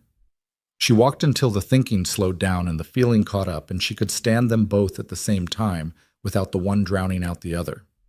When she came back, the apartment was quiet. Sophie was asleep. Ethan's light was on under his door. She went to her room. She sat at her desk. She looked at Clara the owl on the shelf. She's not scared. She's just thinking first. Hannah sat in the dark and thought. The thinking did not give her answers. It gave her something less satisfying and more durable. A clearer picture of where she actually was, stripped of the story she'd been telling herself about how manageable this was, how practical, how contractual. Stripped of the careful, reasonable distance she'd maintained as a strategy and discovered slowly and then all at once was no longer working. She was in this, not the arrangement, not the contract. She was in this in the way that had nothing to do with paper and 12 conditions and a marriage certificate from a clerk's office. She had no idea what to do with that, but she was done pretending it wasn't true. The fight happened the following Saturday evening, and it happened because things that have been building do not wait for good timing. Sophie was at Margaret's for the night. Hannah had come home from a study group to find Ethan in the kitchen on the phone, and she'd gone to her room and she'd tried to study, and she'd found she could not. She was too tired. Not the useful kind of tired that sharpened her, the kind that took the edges off everything and made her less careful than she should be. She came out at 9. Ethan was off the phone in the kitchen, doing something with a glass of whiskey that involved mostly holding it and looking at the counter. I want to finish the conversation from last week, she said. He looked at her. He set the glass down. Hannah, you said you didn't want me looking at you a certain way. What way? This isn't there's no Sophie, there's no work call. There's no reason to do this later. She stood in the kitchen doorway. What way? He was quiet. Like I'd let you down, he said finally. And had you? Yes. Flat, simple, no defense. Then why not just stop, she said. Why continue seeing her if you knew it was because she's familiar, he said, sharper now, the control slipping. Because she doesn't ask me for anything I'm not capable of giving, because she knew me before. He stopped. The muscle in his jaw ticked. Before your wife died, Hannah said. Yes. And you can't give more than that, Hannah said. That's what you're saying. I'm saying I'm not. He stopped again. He moved away from the counter. He was doing the thing he did when he was at the edge of something. The controlled movement, the deliberate physical management of what he didn't want to feel. I don't want to have this conversation. I know you don't. Then why? Because I live here, Hannah said, and her voice came out harder than she intended, the weeks of careful reasonableness finally fraying. Because I'm in this apartment and I'm in Sophie's life and I thought we were being honest with each other and you lied to my face. So I'm having the conversation because someone has to. What do you want me to say? His voice was raised now, too. Not yelling, contained, but only barely. That I made a mistake? I made a mistake? That I should have told you the truth? I should have. That I don't know what I'm doing half the time when it comes to... He stopped himself hard. When it comes to what? She said. Nothing. Ethan, I said nothing. And I said it wasn't nothing. And you know what I'm asking, so stop. They were standing on opposite sides of the kitchen, and the air between them had the quality of something that had been heated past the point of easy cooling. You want me to say I feel something, he said. Low now, very controlled, which was its own kind of intensity. That this isn't just an arrangement to me anymore. That I... He stopped. Something went across his face that she hadn't seen before. Not the controlled management of feeling, but the actual feeling, unmanaged. I can't do that. Why not? Because the last time I let myself feel something like that, she died. He said it without any performance, just words, just the truth of it, blunt and final. And I had a 2-year-old and a company and I couldn't fall apart, so I didn't, and I built something that worked. And I am not, his voice strained, then held. I'm not doing that again. Hannah stood there. I'm not her, she said quietly. I know you're not. And I'm not asking you to. You don't have to ask, he said. That's the problem. You don't ask for anything, you never ask for anything, and you just keep. He stopped. He turned away. He put his hands on the counter and looked at the window. This was supposed to be simple. Nothing about either of our lives is simple, Hannah said. I know. And simple was never what this actually was. We both know that. The silence was long. He didn't turn around. I need you to hear me, Hannah said. I am not Vivian. I am not a version of something familiar and safe. And I don't need you to fall in love with me. I'm not asking for that.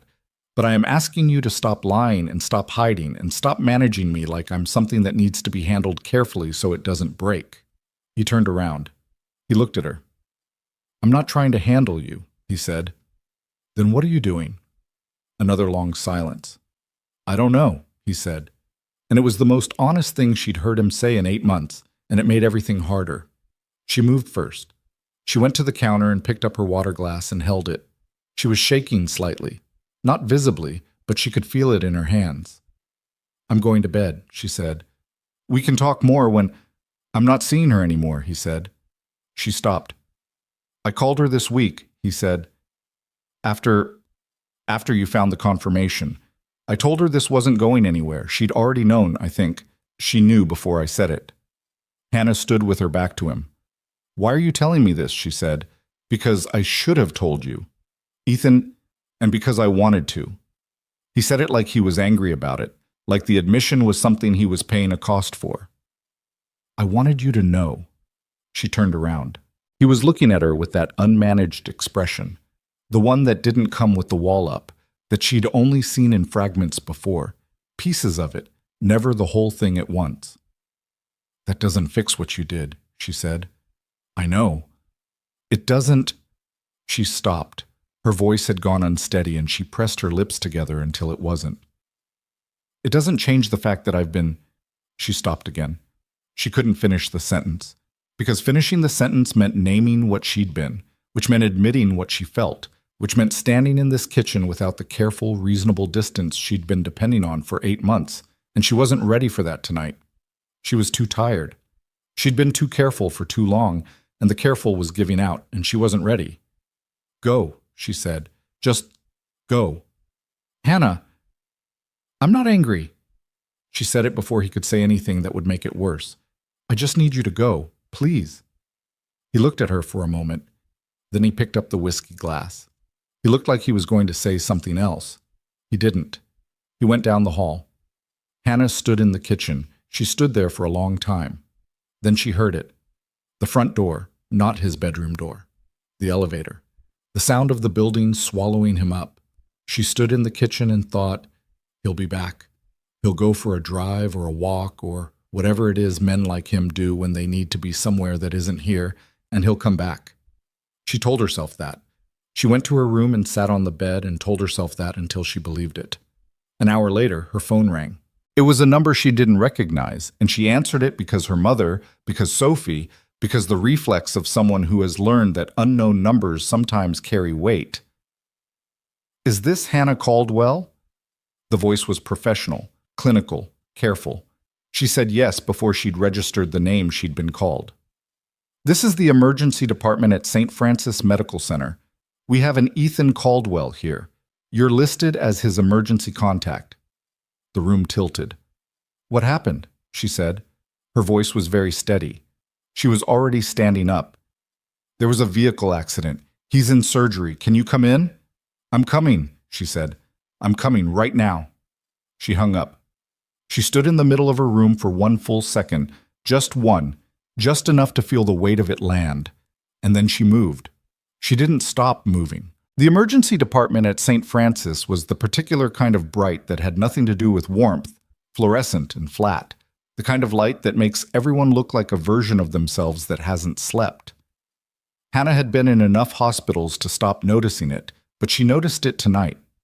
She noticed everything with the sharp, almost clinical attention that shock produces in people who know how to function inside it. She had called Margaret from the car. Margaret had answered on the second ring, voice immediately alert, and Hannah had said the words quickly and clearly: accident, surgery, St. Francis. And Margaret had said she was coming, and Hannah had said drive carefully, please, which was not nothing, given the circumstances. She had called David next because David was Sophie's emergency backup, and someone needed to stay at Margaret's with Sophie until Margaret could get to the hospital, and David had answered with his characteristic steadiness and said he was on his way. She had not called anyone else. There was no one else to call. The triage nurse at the front desk had Hannah's name in the system. Emergency contact, just as the phone call had said. Ethan's emergency contact. She had filled out the form 8 months ago without thinking much about it, a box to be checked in a long list of logistics. She had written her name and number in the space provided and moved on. Standing at the front desk at 11:40 on a Saturday night, it turned out to mean something. The nurse told her what she knew: a vehicle accident on the bridge approach, another driver had run a red light, Ethan's car had taken the impact on the driver's side. He was in surgery. She couldn't say how long. A doctor would come out when there was information to give. "Is he going to be okay?" Hannah said. "The surgical team is very good," the nurse said, which was not an answer, and both of them knew it. Hannah found a chair in the waiting area and sat in it. The room had the assorted population of an emergency waiting room on a Saturday night. A family clustered in one corner speaking quietly in Spanish, a man with his arm in an improvised sling, a young woman asleep across 2 chairs with a jacket over her face. The television in the corner was running a home renovation show with the sound off. Hannah sat with her hands in her lap and did not look at her phone and did not let herself think too far forward, because thinking too far forward in a hospital waiting room was a particular kind of torture that she had learned years ago with her mother to avoid. You stayed in the present. You breathed. You waited for information, and you did not construct scenarios in the absence of it. She had told him to go. That thought came through exactly once. She let it pass through and did not let it stay, because there was no useful thing it could do from inside her. He had made the choice to drive. He had made the choice to leave. She had made the choice to say go. None of those facts could be altered from this chair, and she had long ago learned that guilt was only useful if it was actionable. It was not actionable right now. Right now, she just had to wait. She was good at waiting. Margaret arrived at 12:30. She came through the automatic doors looking the way Hannah had never seen her look. Fully present, the competent management stripped away, leaving something more essential underneath. She was still in the clothes she'd been wearing when Hannah called, no coat despite the cold, and her silver hair was not in its usual arrangement. She saw Hannah and crossed the room and sat beside her and did not say anything for a moment. "Have they updated you?" she said. "Not since I arrived. He's still in surgery." Margaret looked at the doors that led into the interior of the hospital, the ones that opened and closed for staff and closed for families. Her jaw was set in a way that Hannah recognized. She had seen it in the mirror often enough. The physical management of fear by a person who knew how to manage things. "Tell me exactly what the nurse said," Margaret said. Hannah told her. Margaret listened without interrupting, absorbing the information with the precision of someone who needed facts to function inside uncertainty. "Okay," Margaret said when Hannah finished. "Okay." They sat. "He's stubborn," Margaret said after a while. Not to Hannah specifically. More to the room, to the fact of her son. "He's been stubborn since he was 3 years old. Stubborn people are harder to kill." Hannah looked at her hands. "That's either comforting or the most terrifying thing you could have said." "Both, probably." Margaret looked at her. Something shifted in her face. "How are you?" "I'm here," Hannah said, which was all she had. "Yes," Margaret said quietly. "You are." She reached over and put her hand briefly over Hannah's. Not a prolonged gesture, not the kind you hold, just a quick, solid contact that said something without saying it. Then she withdrew it, and they sat in the flat fluorescent light and waited. A doctor came out at 2:15. She was young, younger than Hannah expected, which was always the shock of hospitals, how young the people with your life in their hands could be. With dark circles under her eyes, and the kind of calm that came from training, rather than from the absence of urgency. She introduced herself as Dr. Park, trauma surgery, and she sat across from them with her hands clasped and looked at both of them. "He's out of surgery," she said. "He's in recovery." Margaret made a sound, small, controlled, but there. "The impact fractured 3 ribs on the left side," Dr. Park continued. "One of them punctured the lung. We repaired it in surgery. His left shoulder sustained significant damage, both the joint and the surrounding tissue. That's going to need further intervention and a long rehabilitation. He hit his head on the window on impact, and we're monitoring for concussion. So far the CT looks manageable, but we'll know more in the next 24 hours. Hannah was listening to all of it with the particular dual attention she'd developed in the nursing program, hearing the medical information as medical information, processing the implications while the other part of her simply sat with the weight of it. "Will he recover fully?" Margaret asked.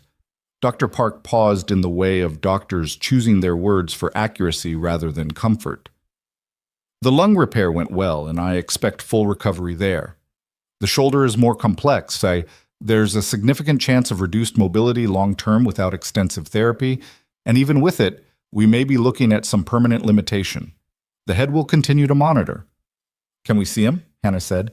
"He's in recovery and heavily sedated. He won't be conscious. You can sit with him. One at a time, briefly." Margaret looked at Hannah. "You go," she said. Hannah looked back at her. "Margaret." "He'll want to know you're here," Margaret said, "when he wakes up. He'll want to know." And something about the way she said it, the precision of it, the lack of any performance, made Hannah stop arguing. She followed Dr. Park. "Sit." The recovery room was quieter than the waiting area, the sounds more clinical. Machines, the soft movement of nurses, the particular hush of people under sedation. Ethan was in a bay near the window, and Hannah saw him before she was ready for what it would feel like to see him. He looked reduced. That was the word that arrived, unwanted and accurate. The man who occupied rooms, who stood at windows and processed the city with his dark, sharp eyes, who knelt on the floor to Sophie's level and had late-night conversations about pachycephalosaurs. He looked small against the bed. Not small the way sick people look fragile or broken. Small the way anyone looks when all the armor's off and there's nothing left but the human underneath. His left shoulder was wrapped. His face had color still on. She registered that with something like relief before she'd decided to feel it. There was a cut above his temple, sutured and bruising already developing along his jaw. His breathing was even. The monitors said what they were supposed to say. Hannah pulled the chair to the side of the bed and sat. She looked at him for a long time. She thought about the kitchen, about Go, about the sound of the elevator swallowing him up, about the hour she had sat on her bed telling herself he would be back. He had not been back the way she'd expected. But he was here. That was something. That was, she decided, enough for right now. "Okay," she said quietly, to him, or to herself, or to the room. "You're okay. You're going to be okay." She wasn't sure she had the authority to promise that. She said it anyway. She sat there until a nurse told her gently that she should let him rest, and then she went back out to the waiting room and sat beside Margaret, and they waited together for morning. Sophie found out at 8 the next morning. Margaret had gone back to her house at 5. She needed to be there when Sophie woke up, and Hannah had told her to go, that she would stay, that someone should stay. Margaret had looked at her for a moment and then had said, "Call me if anything changes." And Hannah had said she would, and they had both understood something in that exchange that neither of them named. Hannah had dozed in the waiting room chair for perhaps 2 hours, the specific shallow sleep of hospitals, interrupted by shifts in noise and light. At 7, she got coffee from the vending machine and called Yolanda, who answered immediately despite the hour and said, "Tell me what you need," before Hannah finished her first sentence, which was why Yolanda was the person she'd called. "Just stay by your phone," Hannah said. "I don't need anything right now. I just needed to tell someone." "I'm here," Yolanda said, "wherever you need me." At 8, she called Margaret to ask about Sophie, and Margaret said, "I'm telling her now, she's asking for you." "Put her on." A moment. The sound of Sophie's breathing, careful and shallow. "Hannah." Her voice sounded like a smaller version of itself. "I'm here, Soph." Is Daddy going to die? Direct as she always was, even when the question cost something. No, Hannah said. He's hurt, but the doctors fixed what was broken. He's sleeping right now. He's going to need a lot of rest. Can I come see him? Later today, once they move him to a regular room and he's a little more awake. I'll come get you, okay? I'll come get you myself. A pause. Are you going to stay there until then? Yes. Okay. Another pause. Hannah. Yeah. Don't leave, Sophie said. The two words arrived in Hannah's chest like something she hadn't braced for. I'm not going anywhere, she said. Sir. They moved Ethan to a private room at 11. He was still sedated for most of the morning, surfacing occasionally with the confused, effortful consciousness of someone the anesthetic hadn't fully released. Hannah was there when he came up the first time, eyes opening and closing, unfocused, his right hand moving slightly against the blanket. Hey, she said. You're at St. Francis. You were in an accident. You're okay. His eyes found her. It took a moment, the blurred seconds of someone orienting to reality after being pulled from somewhere deep. Sophie, he said. The first word. She's with your mom. She's fine. She knows you're okay. His eyes closed again. His breathing settled. She sat. He came back again at 1 in the afternoon, more present this time, more himself. He looked at the ceiling first, then at the IV in his arm, then at Hannah in the chair beside the bed. His face did the thing it always did, processing, recalibrating, but slower than usual, the head injury or the medication softening the normal speed of him. You're here, he said. Yes.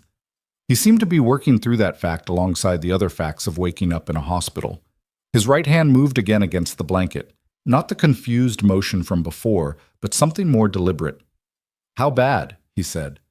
3 broken ribs, one of which punctured your lung. They repaired it. Your left shoulder is the bigger problem. Significant damage, going to need surgery, and a long rehab. He took that in. Head. Concussion, monitoring, CT looked okay. Another silence. He was looking at the ceiling again. I don't remember He stopped. I remember leaving. I remember the bridge. He stopped again. Then nothing. The other driver ran a red light, Hannah said. It wasn't, you didn't cause it. Something moved across his face. Relief, maybe, or something more complicated that used relief's features. You stayed, he said. Yes. All night? Yes. He looked at her. His eyes were clearer now, the dark sharpness returning by degrees. You didn't have to, he said. Hannah looked back at him steadily. I know I didn't have to. He held that. Hannah, don't. She said it gently. Not right now. Sophie's coming this afternoon. Let's get through that first. He closed his eyes. He nodded once, which seemed to cost him. Thank you, he said. It came out quiet, and without the usual carefulness.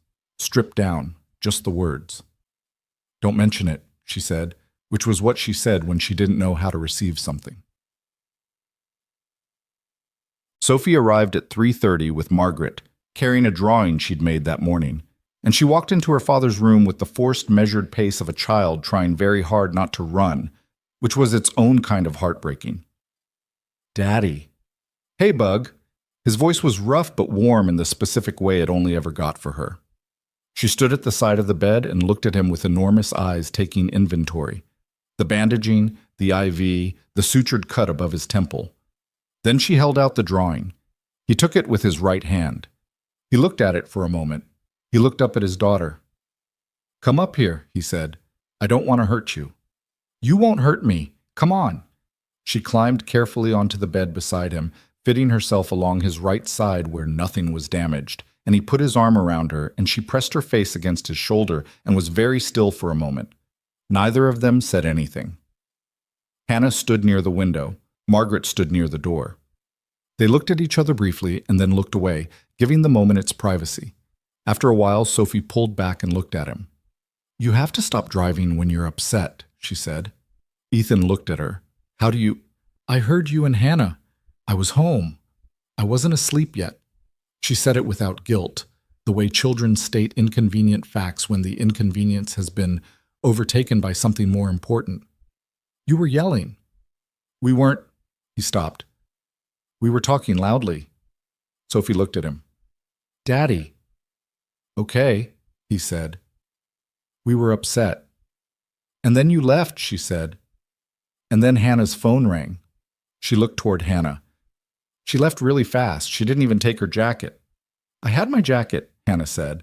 You grabbed it off the hook with one hand while you were putting your shoes on. You almost forgot it. Sophie turned back to her father. She looked scared. Ethan looked at Hannah. Hannah looked at the window. I was worried, Hannah said. That's not the same as scared. Sophie looked between them with the particular expression of a 6-year-old watching adults perform a conversation that has nothing to do with its surface content and deciding whether or not to call them on it. She seemed to decide against it, this time. You have to fix it, she told her father, whatever you were fighting about. Sophie, I'm not mad, she said. I'm just telling you. She touched the bandaging on his shoulder with one careful finger. You can't drive away from things. You have to fix them. Ethan was quiet. Yeah, he said finally. I know. She settled back against his side, apparently satisfied. Margaret caught Hannah's eye across the room, and something in her expression said, she got that from somewhere. Hannah wasn't sure whether it was from Ethan's wife, or from Carol Brooks, or from the general wisdom that children extract from the adults around them like bees making honey from whatever flowers are available. She thought probably all of the above. He was in the hospital for 9 days. Hannah was there every day. She told herself in the first 2 days that she was there because he needed someone to manage the information, the updates from Dr. Park, the conversations with the shoulder specialist, the scheduling of the follow-up procedures, the fielding of calls from the company that David was routing through her because Ethan had listed her on all the emergency authorizations, and she was, on paper, his wife. She told herself she was there for practical reasons, which was true, and that the practical reasons were sufficient to explain the hours she spent in that chair by the window, which was less true. She was there because she needed to be there. That was the more honest version. On the 3rd day, Ethan was more alert, more himself, and they talked in the longer way they hadn't before. Not the precise, managed exchanges of the apartment, but the looser conversations that hospitals produce, when there's nothing to do and nowhere to be and the walls are the color of institutional beige, and the television reception is poor, and the only thing available is honesty. He told her about the accident, not the facts of it, she already had those, but the inside of it, the seconds before impact, when he'd seen the car coming through the red light, and there had been a fraction of a moment of something that he described haltingly as not quite fear. Not fear? She said. He was looking at the ceiling, more like accounting, like all the things I hadn't done yet, Sophie, the things I'd said and hadn't said. A pause. You. She kept her face even. What about me? She said. He turned his head to look at her. That I'd left the way I left, he said. That the last thing I'd said to you was nothing important. You said goodnight, she said. Sort of. That's nothing important. It's something. Not enough. He looked at the ceiling again. I spent a long time being angry about things I couldn't control.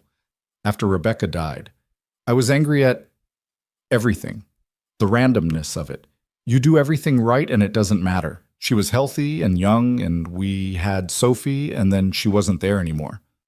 He stopped. The muscle in his jaw worked. So I stopped trusting anything that I didn't control. I controlled what I could, and I kept everything else at arm's length. And it worked, mostly. Until it didn't. When did it stop working? Hannah said. He was quiet for a moment. Probably around the time you showed me 12 conditions written on a legal pad, he said. She looked at him. He was still looking at the ceiling.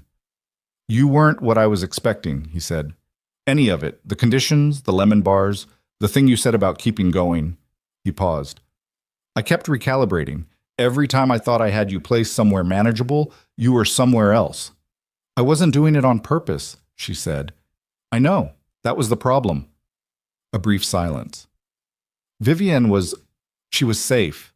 She knew exactly where the edges were and she stayed there. She She never made me recalibrate. And you liked that. I thought I did. He shifted in the bed carefully, his face tightening with the effort. Then you told me I was using the arrangement as a reason not to figure out what I wanted. And you were right, and I didn't know what to do with being right, so I left. And then someone ran a red light, Hannah said. And then someone ran a red light. A silence. I've been thinking, lying here, about what I would have said, if I'd had time to say something before impact, if that's how it had gone. The room was very quiet. What would you have said? She said, carefully. He turned his head to look at her again. That I'm sorry I made it so complicated, he said. And that I know you think you came here for your mother, and I know you think you're going back to school in your own life, and that this was always going to end, but I don't. He stopped. His throat moved. I don't actually want it to end. The monitors made their quiet sounds. Outside the window, the city was doing its ordinary afternoon things. Hannah sat with what he'd said. That's a significant thing to say, she said. I know.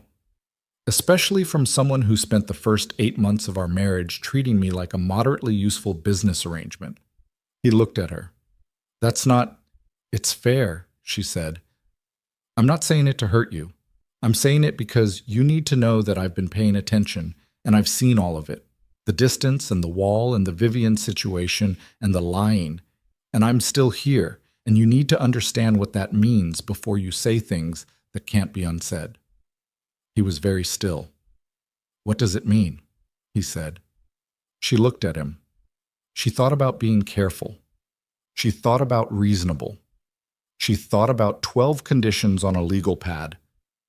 And I'm not going to fall in love with you, said, with every available part of herself. And she thought about the part she hadn't consulted, which had gone and done it anyway. It means I'm not here because of the contract, she said. The contract could have been suspended when you went into surgery. It could be suspended now.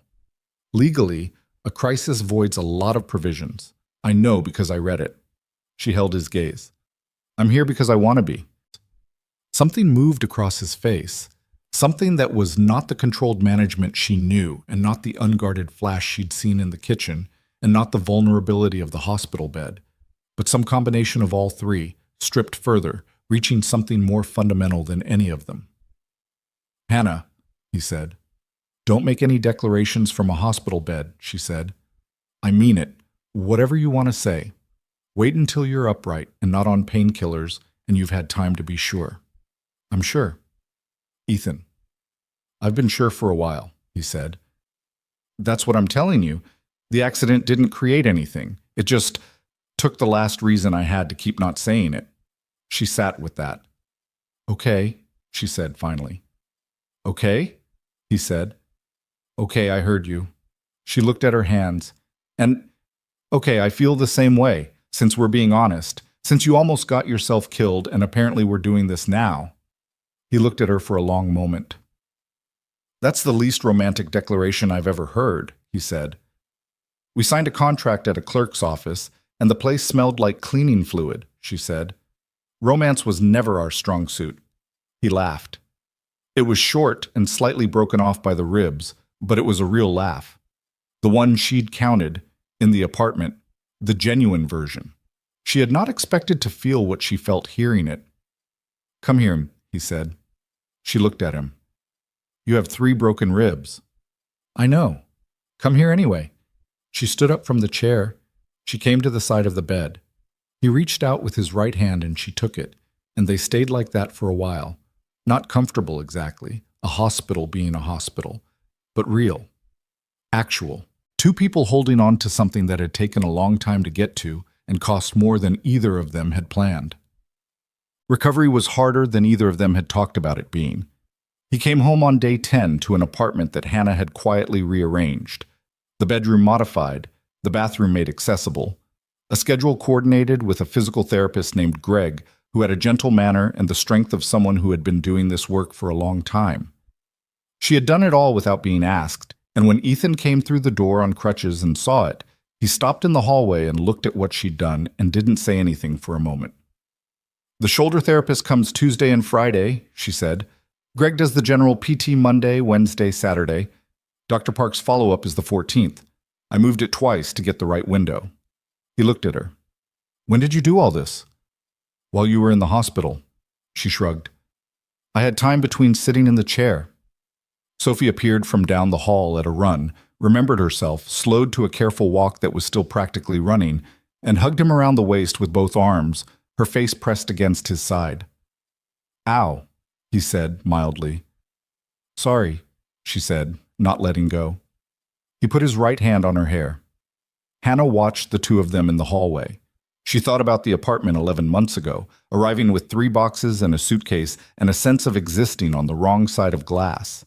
She thought about the sagging couch she'd sold on Craigslist and the textbook still unpacked, and the way she'd stood in the kitchen and told him, I'm not going to fall in love with you.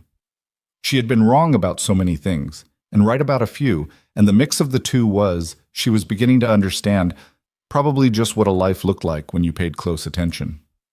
Come on, she said. Ophelia left dinner.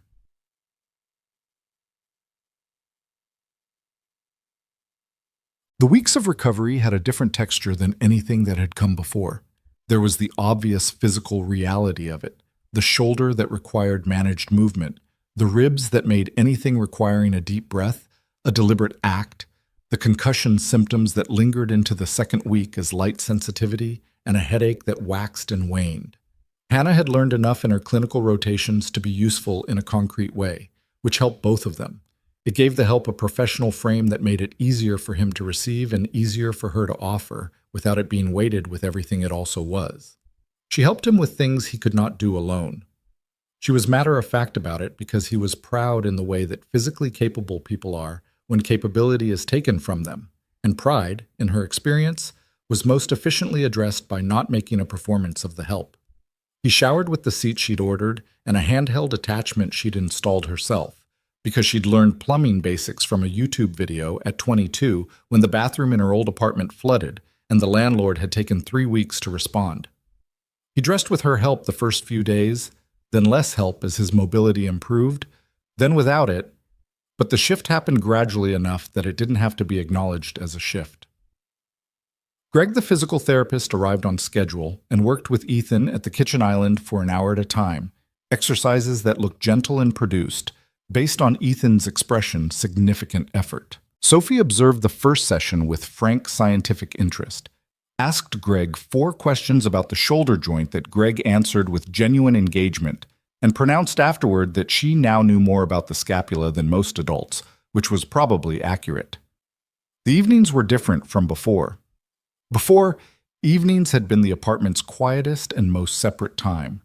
Hannah at her desk, Ethan in his study, Sophie asleep, the distance between them functional and maintained. Now Ethan's study was difficult to reach in the early weeks, and the reading required for work was complicated by the headaches, and the apartment rearranged itself around his recovery in a way that put them, simply, in the same room more often. They watched television together, which they had never done. They sat on the couch, Ethan on the end with his shoulder elevated per Greg's instructions, Hannah beside him with her nursing materials, Sophie between them or on the floor with her drawing.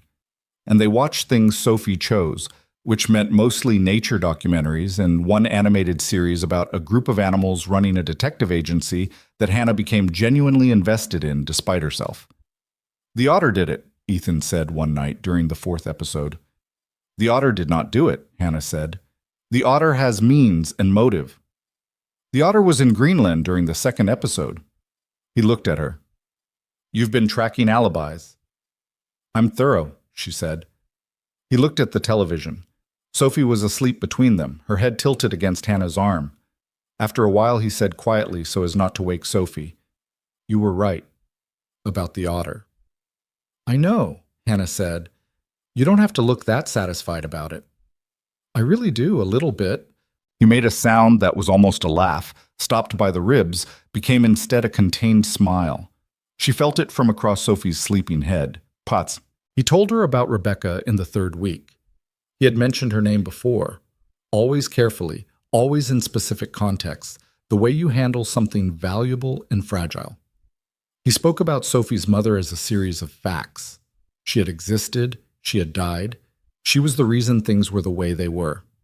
He had never before spoken about her as a person. It was late. Sophie was asleep. Hannah was reviewing clinical notes at the kitchen island, and Ethan was at the other end with a book he'd been reading for 3 weeks and not making progress on. And the apartment had the specific quiet of two people comfortable enough with each other to be silent and specific enough in their silence that it was an absence. "She would have liked you," he said. Hannah looked up. He was looking at the book, not at her. "Rebecca," he said, "she liked people who did things the hard way without making it everyone else's problem." He turned a page he hadn't read. "She would have found you insufferably competent." "Is that a compliment?" "From her, yes." A pause. "She was the opposite. She did everything loudly and with complete awareness that she was being watched, and she didn't care at all. She filled rooms." He was quiet. "Sophie has it. That thing. The way she just occupies wherever she is." "She does," Hannah said. "Rebecca died in the spring," he said. "April. Sophie was 2. It was a cardiac event. No indication, no warning." He set the book face down. He looked at the kitchen counter. One morning she was there, and that afternoon she wasn't, and that was the whole of it. Hannah had nothing to say that was adequate, so she said nothing. She sat with him in the truth of it. "For a long time I was convinced that caring about something was the most efficient way to lose it," he said. "That the more something mattered, the higher the probability of catastrophe." "That sounds insane, probably." "It sounds like grief," Hannah said. "Grief makes its own logic." I applied it to everything. The company, Sophie's schools, the apartment, how I spent my time. If it couldn't be controlled, I didn't engage with it. A pause. Sophie was the exception. I couldn't not engage with Sophie. She wouldn't allow it. "She's like that," Hannah said. "She liked you from the first day," he said. "I watched her decide to trust you, and I didn't know whether to be relieved or terrified." "Both, probably," Hannah said. He looked at her. "Both," he confirmed. "I kept waiting for the thing that would make it make sense. The catch. The reason you were too good to be real." "I'm not too good to be real," Hannah said. "I'm a 29-year-old woman who ate cold rice alone for years and made a deal out of desperation and fell in love with someone who lied to me and drove away from a fight and almost died on a bridge." He held that. "About the lying," he said. "I know. I need to say it properly, not from a hospital bed." "Okay," she said. "I lied to you and I told myself it was simple discretion and it was not," he said, looking directly at her. "It was avoidance. It was choosing the easier thing over the honest thing, and I knew it when I did it, and I did it anyway. That was wrong, and I'm sorry for it." It was the most straightforward apology she'd received from an adult in recent memory. Not elaborate, not defensive, no mitigating clauses. Just the thing named accurately and the acknowledgement of it. "Okay," she said. "Okay? I accept the apology." She looked at her notes. "It doesn't unhappen, but I accept it." He was quiet. "What does it mean?" he said. "Going forward," she looked up, "that I'll tell you when something bothers me instead of being quietly reasonable about it for 6 weeks. That would have been useful earlier. I know. I'm working on it." She looked back at the notes. "I grew up in a house where making things easy for the people around me was a survival skill. It's a hard habit to break. I grew up in a house where showing weakness was something my father had opinions about," he said. "Different problem, same result." She looked at him. He looked back. "We're both going to be bad at this sometimes," she said. "Probably. And we need to tell each other when we are." "Agreed." She turned back to the notes. He opened the book again. They sat in the kitchen in the quiet, with Sophie asleep down the hall and the city doing its nighttime hum outside the windows. And it was not a romantic moment in any conventional sense. It was two people sitting at a kitchen island at 11 p.m., making an agreement about their own imperfections, which is its own kind of intimacy, maybe a more durable one. Her mother met him in the 5th week. Carol Brooks came to the apartment on a Sunday afternoon, Shabbat. Rosario brought her, the homemaid who'd become in the years of Carol's illness something closer to a fixture of Hannah's world than any employer-employee relationship really covered. Carol was having a good day, the kind that came with increasing irregularity but still came when the fog lifted and her mother was fully herself, sharp and warm, and the woman who had done crosswords in pen and known when Hannah was lying. She looked at the apartment first, the way she always absorbed a new environment, methodically, from the doorway. And then she looked at Ethan, who was standing in the kitchen with his arm in the sling he still wore for the shoulder, and she looked at him for a long moment in the assessing way of a mother who loves her daughter and has been waiting to do this particular assessment. "You're thinner than your pictures," Carol said. "Mom," Hannah said, "I'm just making an observation." Carol walked into the apartment without being invited, which was how she entered all spaces. "Come sit with me. Hannah says you have a bad shoulder." "Mom." He can speak for himself. Carol settled on the couch without ceremony. "Come sit." Ethan, to his credit, sat. He sat across from Carol Brooks and did not perform and did not manage and looked at her with the genuine attention he gave to things that mattered, which Carol noticed immediately because she was Carol. "My daughter," Carol said, "is the most stubborn person I have ever met. I say this with love and about 27 years of evidence." "I've noticed," Ethan said. "She gets it from me," Carol said, "which means you need to be patient with it because it's attached to every good quality she has.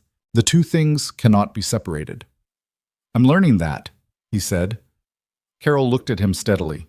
"She told me about the arrangement, the real version." Something shifted in Ethan's face. Hannah went still across the room. "When?" Hannah said. 2 months ago, Carol said without looking at her. "I pushed and she told me, 'Don't be upset.' I needed to know who my daughter had put herself in the hands of." She looked at Ethan. "I want you to understand something. She gave up a great deal for me. More than a mother should accept from a child. I accepted it because she wouldn't hear any other answer, and because I wanted to live, and because I'm not entirely selfless about that. But I want you to know the cost of what she did." Ethan looked at Carol. "I know," he said. "Do you?" "Not fully," he said, "but I'm learning what it cost her, and I'm trying to make sure it was worth it, not in the way it was supposed to be worth it, differently." Carol looked at him for a long moment. Then she looked at Hannah.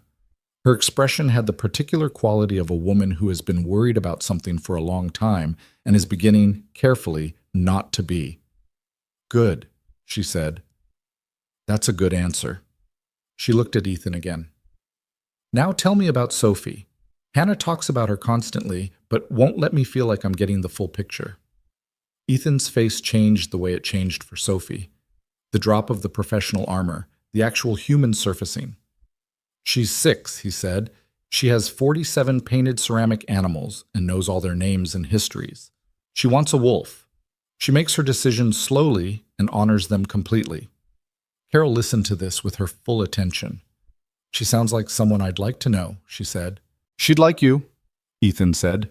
"She respects people who do things in pen." Carol looked at Hannah. "I like him," she said simply, as if they were alone in the room. "Mom." "What?" "I'm stating a fact." She picked up the tea Hannah had made and settled back against the couch. "Bring the girl next time. I'll teach her gin rummy." "She's 6, Hannah said. "I learned at 5, Carol said. "From your grandmother, who was ruthless about it. It was the best education I ever got." Ethan was watching this exchange with something that looked, briefly, like a man discovering that families could be loud and complicated and imperfect, and still be exactly what the word was supposed to mean. Sophie appeared from her room at that moment. She had been doing something with her animals, elaborate and important, and had apparently determined that she'd been patient long enough. "Is that Hannah's mom?" she asked from the hallway. "Come say hello," Hannah said. Sophie walked over with her characteristic deliberateness and stopped in front of Carol and looked at her in the same evaluating way she had looked at Hannah in the doorway 11 months ago, the first morning. The same assessment, the same slow trust. Carol looked back with perfect equanimity. "You're Sophie," Carol said. "Yes," Sophie said. "Hannah talks about you all the time." Sophie looked at Hannah. "Good things?" "Almost exclusively," Carol said. Sophie appeared to find this satisfactory. She climbed onto the couch beside Carol, not hesitantly, not with the checking for permission quality of a child in an adult space, but with the same comfort she brought to spaces she'd decided were safe, and looked at Carol's crossword puzzle, which Carol had set on the cushion beside her. "You do them in pen," Sophie said. "I do," Carol said. "I do my drawings in pen," Sophie said. "Pencil is for people who aren't sure yet." Carol turned to look at Hannah with an expression that said, clearly, "Where has this child been my whole life?" Hannah sat in the chair across from all of them and looked at the room. Her mother and her stepdaughter side by side on the couch, Ethan in the armchair with his arm in its sling and the almost smile on his face, the apartment with the Christmas tree still in the corner because Sophie still hadn't allowed them to take it down, and felt something large and quiet and not fully nameable settle through her. It was not happiness exactly. It was more complicated than happiness. It had weight and history and cost, and it was not finished yet. There were things still to be worked through between her and Ethan, and within herself, the habits of careful distance not undone by a hospital visit and a few honest conversations. It would take longer than that, she knew that, but it was something. It was enough to stay in, enough to build on. Enough, she decided, looking at the room full of complicated, imperfect people she had somehow ended up belonging to. Enough to be exactly where she was. She reached over and picked up her nursing notes. She started reading, and in the chair across from her, Ethan watched the room, and then watched her, with the dark, precise attention of a man learning to let himself want something he hadn't planned to want. Slowly, carefully, the way things grow when you finally stop pulling them up at the root. The physical therapy was not going well. This was Greg's professional assessment, delivered with the careful tact of someone who understood that the person sitting across from him was accustomed to being excellent at things, and was finding the experience of being bad at something both physically painful and personally offensive. "You're pushing past the threshold," Greg said, on a Wednesday in July. "Every session, I set a limit, and you exceed it, and then you pay for it for 2 days." "The limit feels arbitrary," Ethan said. "The limit is based on tissue healing rates and surgical outcomes data accumulated over 20 years of practice," Greg said pleasantly. "But sure, arbitrary." Hannah was at the kitchen island with a textbook, nominally not listening. She turned a page. "How much longer?" Ethan said. "Full recovery. Where you have the range of motion and strength you had before, 18 months minimum. Realistic best case." Ethan was quiet. "And if I don't stay within the limits?" "Then we're having a different conversation in 6 months about permanent reduction in mobility." Greg packed his bag with the efficiency of a man who had delivered this information before. "I know you have a company to run. I know you're not built for sitting still. I've had this conversation with people like you for 2 decades. He looked at Ethan directly. "The ones who listen to me get better, the ones who don't. Some of them get better anyway, and some of them don't. I can't tell you which category you'd fall into. I can tell you the odds." He left. Ethan sat at the kitchen table and looked at his shoulder. Hannah turned another page she hadn't read. "Go ahead," he said. "I didn't say anything." "You were about to." She looked up. "I was going to say that Greg is right, and you know he's right, and the only reason you're pushing past the limit every session is because being in control of the pace feels better than not being in control of the pace. And I understand that, and it's also going to cost you if you keep doing it." He looked at her. "That's a lot of words for something you almost didn't say," he said. "I told you I was working on saying things," she said. "I'm saying things." He was quiet for a moment, then, 18 months. Minimum. The park industry's second phase starts in September. "I know, David has it managed. You've reviewed everything twice this week, you're across all the details, and you can run a meeting on video from the kitchen table if you have to." "It's not the same as—" "No," she said. "It's not. It's different. Different is not the same as failing." He looked at the table. The familiar jaw tension, the controlled frustration of a man whose relationship with his own limitations had never been easy. "I know," he said. "I know that." "But knowing it and feeling it are different things," she said. He looked at her. "You sound like the hospital therapist." "I had a good clinical rotation in behavioral health," she said. Also, the hospital therapist was right. He said nothing, which was his version of conceding a point. She went back to her textbook. He stayed at the table. After a while, he picked up his phone and called David, and she listened to him manage a business call from a kitchen table in a sling with 3 healed ribs and a shoulder that was not yet what it had been, doing it with the same precision and authority as he'd ever done it in a corner office on the 32nd floor. He was adapting. It was costing him. He was doing it anyway. She thought that said something important about who he was, and she thought about it for the rest of the afternoon. And she did not say any of it out loud because some observations were hers to keep. The Korean deal closed in September. David called with the news on a Thursday morning, and Ethan took the call in the kitchen, and Hannah watched his face as David spoke. The slight relaxation of something that had been held taut for over a year, the particular satisfaction of a completed thing, the quiet that follows when a sustained effort finally resolves. He hung up and sat for a moment. "It's done," he said. "I heard." He looked at her across the kitchen. "The arrangement," he said. "The original reason for all of this. It's fulfilled." She looked at him steadily. "I know what it means." "The terms?" "Ethan." She set down her coffee cup. "What are you actually trying to say?" He was quiet for a moment, and she could see him working through the words the way he did when he was trying to be precise rather than just articulate. He had gotten better at this over the summer. The willingness to slow down and find the actual words instead of the managing words, the ones that covered the distance without crossing it. "I'm trying to say that the legal justification for this arrangement is gone," he said, "and I want to make sure. I need to know that you understand that I'm not telling you that as a way of ending anything. I'm telling you because you deserve to know the contract is fulfilled, and you have a choice now. A real one. Not the choice you had in a conference room 14 months ago when your mother was in the hospital and your back rent was overdue." Hannah looked at him. "You think I'm here because of the contract," she said.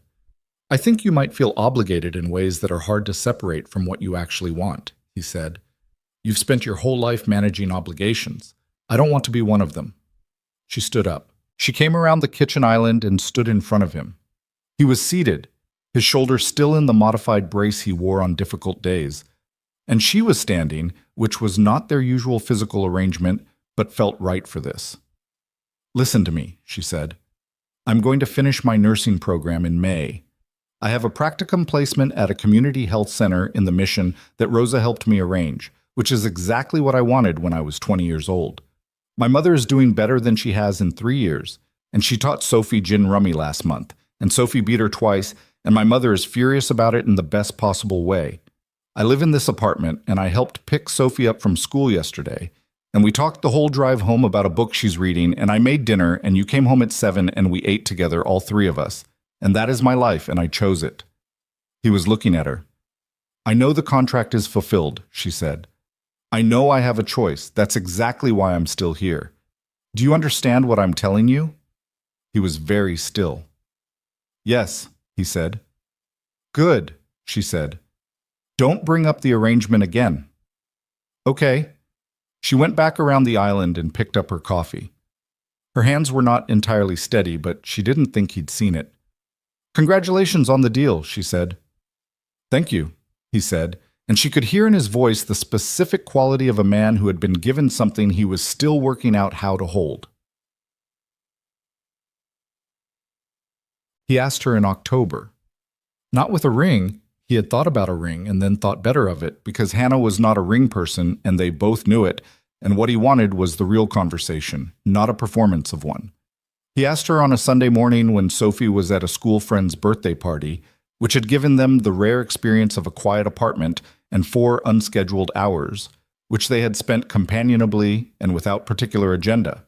Hannah studying at the desk in her room with the door open, Ethan reading on the couch with actual progress this time, the apartment doing its weekend quiet around them. She had come out to make coffee, and he had followed, and they were standing in the kitchen doing the ordinary Sunday morning things, and he said, "I want to talk about something." She poured coffee. "Okay." "The arrangement ends this month," he said. "Technically, 18 months from signing." "I know." "The settlement terms." "Ethan, I told you not to bring up the arrangement again." "I'm not bringing up the arrangement," he said.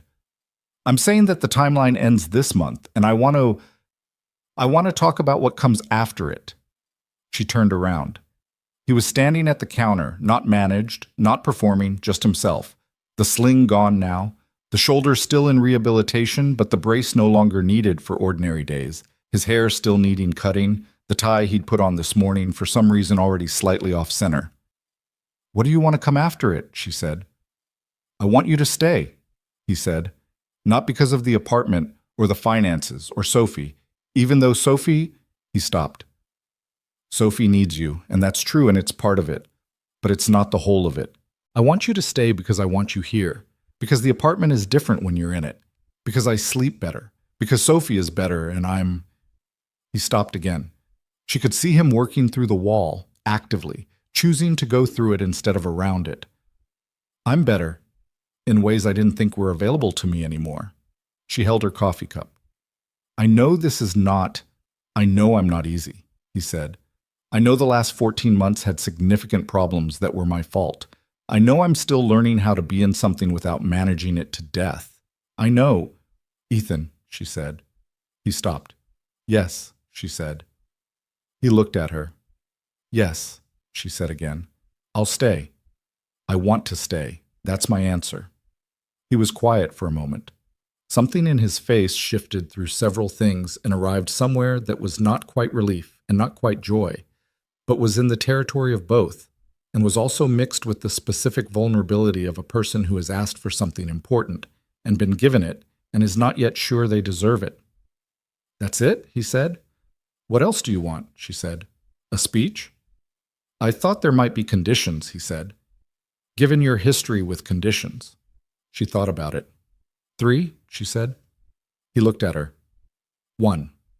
We see a therapist, both of us, and eventually together, because we both have habits that are going to need professional help to break, and I'm not too proud to admit that. He nodded once. "Agreed." 2.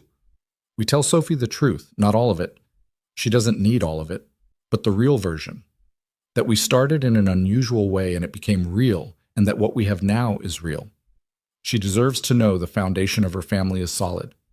He was quiet. She could see him considering it. The fear of the conversation, the instinct to protect Sophie, weighed against the recognition that Sophie was not a child who benefited from being protected from truth. "Agreed," he said. 3. She held her coffee cup and looked at him. "We have a real marriage, not the contract version. A real one, which means fights and bad days and things that don't resolve neatly. Which means I'm going to be stubborn, and you're going to manage instead of feeling sometimes, and we're both going to have to keep deciding to do better." She paused. "But we do it together, both of us trying. That's the condition." He looked at her for a long time. "Hannah," he said. "Yeah." "I've been in love with you since approximately February," he said. "Since the nursing program acceptance. Since you came to my study to tell me like it was information I needed for logistical purposes, and your face was doing 17 things you weren't letting show." She blinked. "February," she said. "February," he said. "It took me significantly longer to stop lying to myself about it." She looked at him. "I've been in love with you since the burned pancakes," she said. He stared at her. "That was the first weekend." "I know." "That was before we were even—" "I know," she said. "It was the way you didn't laugh when Sophie showed me the evidence. You let her have it. You thought it was funny, and you didn't take it from her." She held his gaze. "That was when—" He was quiet for a moment. Then he crossed the kitchen and he kissed her, which they had done before. Tentatively, carefully, with the particular hesitation of people who needed to be sure. But not like this. Not with the whole of it behind it, no management, no careful maintenance of distance. Just the real version. The one that had been waiting since February, or since the burned pancakes, or since a conference room 14 months ago when 2 people shook hands over a contract and accidentally agreed to more than either of them knew. They told Sophie on a Tuesday evening.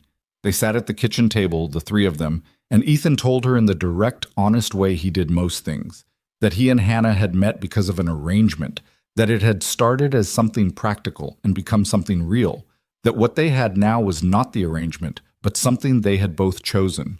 Sophie listened to the whole thing without interrupting, which was unusual enough that Hannah monitored it with the same clinical attention she'd developed for monitoring things that mattered.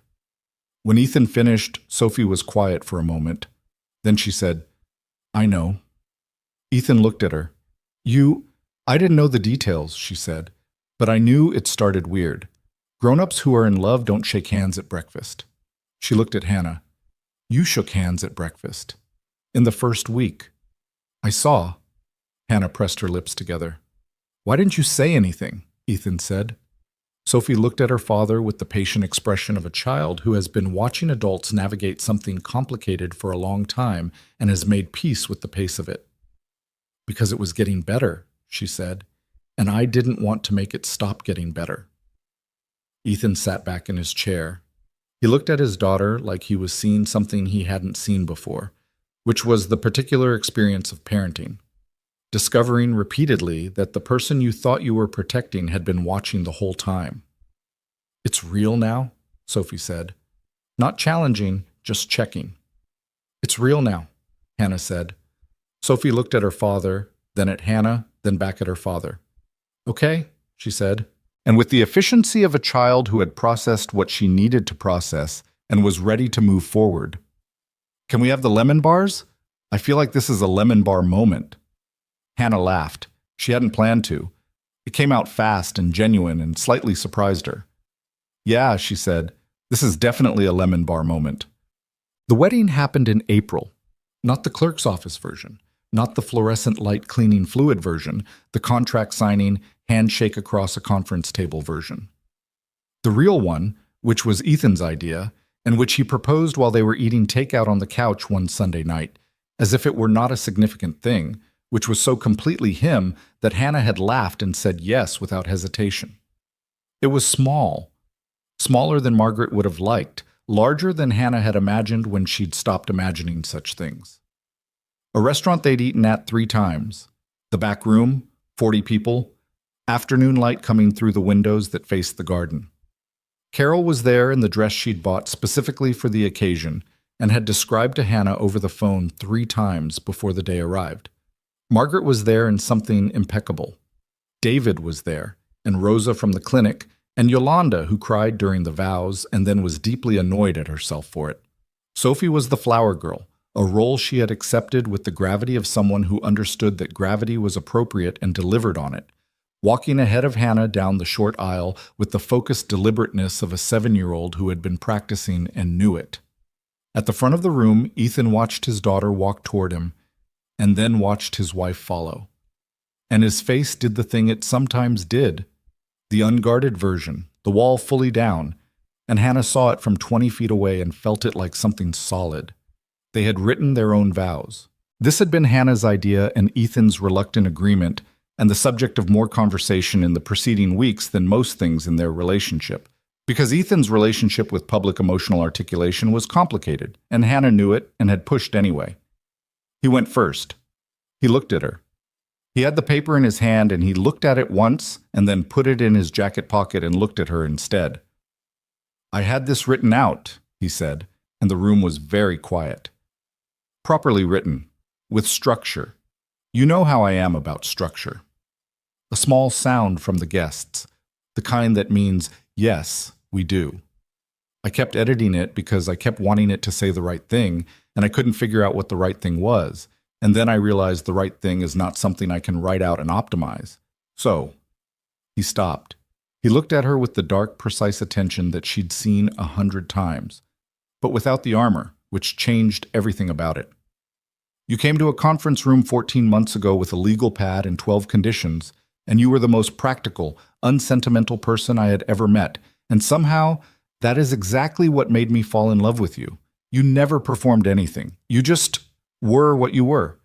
And being what you were quietly undid every careful thing I'd built to keep people at a distance." A pause. "I'm going to spend the rest of my life choosing you. That's not a poetic construction. It's a decision I've made, the way I make all the decisions that matter, carefully and finally and without reservation." Hannah held his gaze. She had also written vows. She had also edited them several times. Hers she kept. I came to this city broke and scared, she said, and I signed my name on a piece of paper because I had no other option, and I want to acknowledge that, because our beginning matters. It matters that it was hard, and it matters that we were both damaged in our ways, and it matters that neither of us wanted this, and we ended up here anyway. I don't think that diminishes it. I think it's actually the thing that makes it real. She looked at him. You showed me what it looks like when someone refuses to stop.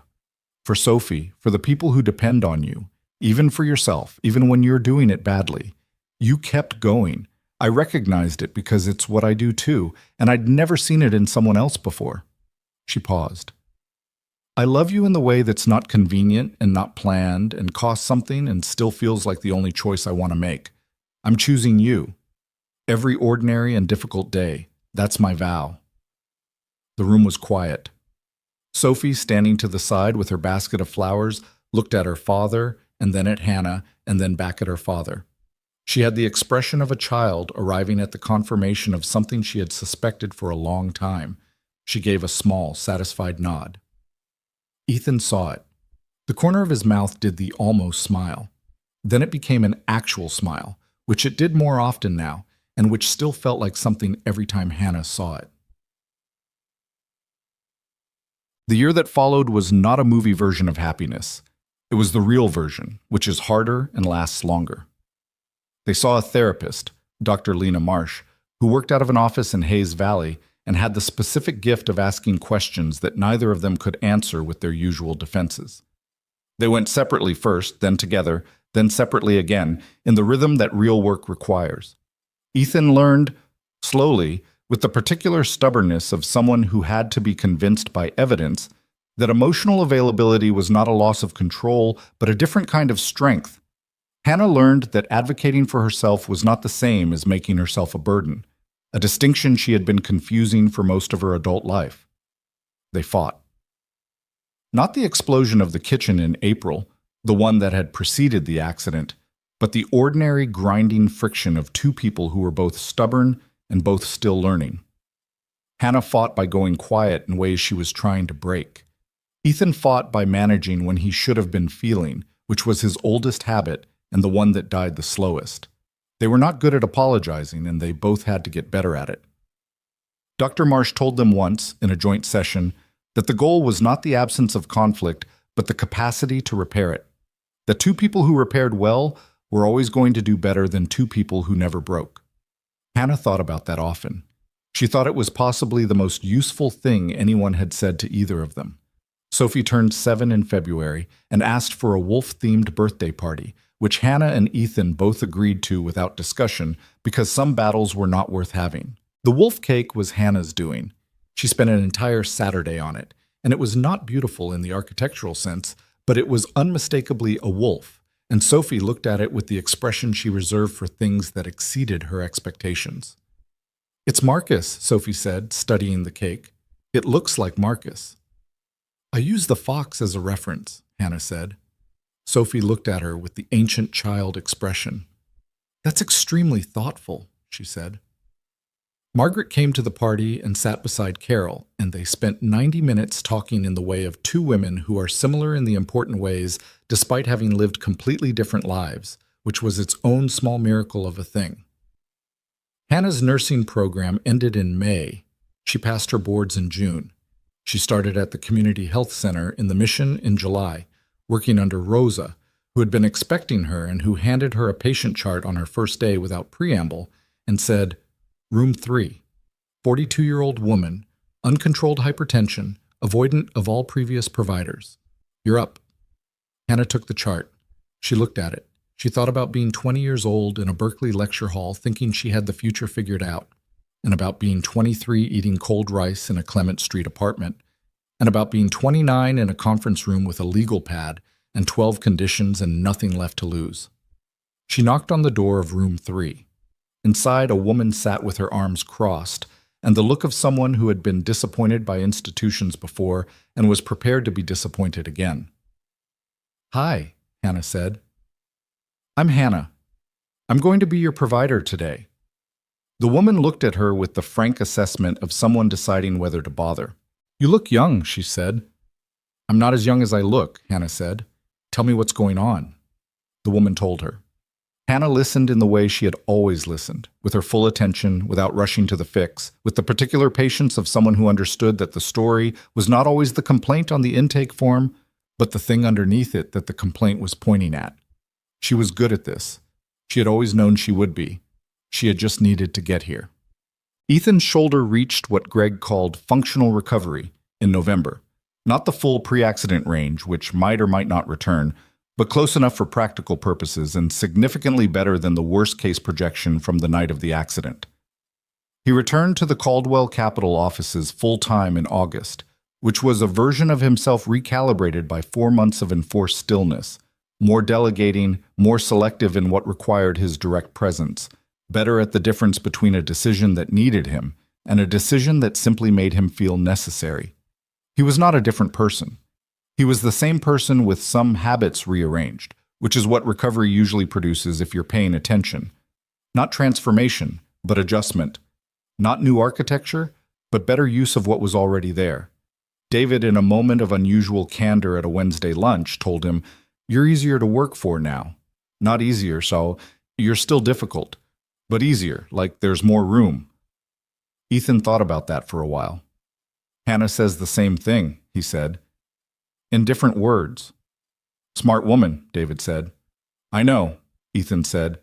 "She told me that in the first week, and I was too defended to hear it properly." "Classic," David said, and flagged down the server. Carol Brooks got worse in the fall. Not catastrophically. The treatment was still working, the Parkinson's still being managed. But the cardiac condition required a procedure in October, and there were 2 weeks where the outcome was uncertain in the way that medical outcomes sometimes are, existing in a space of probability rather than certainty, and Hannah sat in hospital waiting rooms again, this time in the chairs on the other side of the information. Ethan was there. Not because she asked, she had not asked, because asking for things was still the condition she was working on with Dr. Marsh. He was there because he showed up, which was its own kind of statement. He sat beside her in the waiting room at Mercy General on the night of the procedure and did not try to make it better, because there was no making it better, and he knew that. He got coffee from the vending machine and gave her one and didn't make her talk and didn't try to manage the situation into something more comfortable. He just stayed. At 2 a.m, when the doctor came out with the information that the procedure had gone well and Carol was in recovery, Hannah put her face in her hands and stayed there for a moment. Just a moment. Not a collapse, not a breakdown, but the brief release of someone who has been holding their breath for 2 weeks.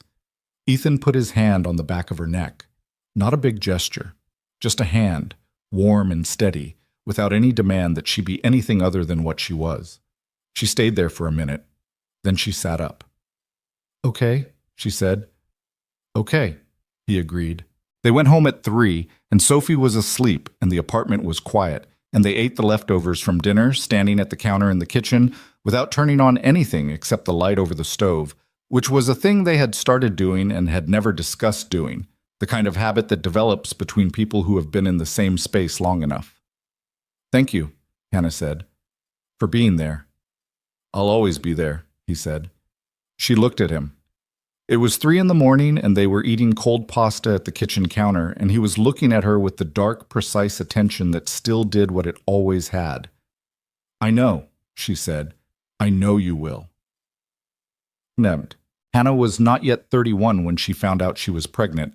She found out on a Tuesday morning before anyone else in the apartment was awake, standing in the bathroom with the kind of quiet that only exists at 5:30 in the morning when the city hasn't started yet and the apartment is still and you are alone with a piece of information that is about to change everything again. She sat on the edge of the bathtub. She looked at the test for a while. She thought about the Clement Street apartment and the eviction notice and the biological impossibility of where she had been 2 years ago and where she was now. She thought about the desk in her room with the nursing textbooks and the photograph of her mother and Clara, the owl, on the shelf.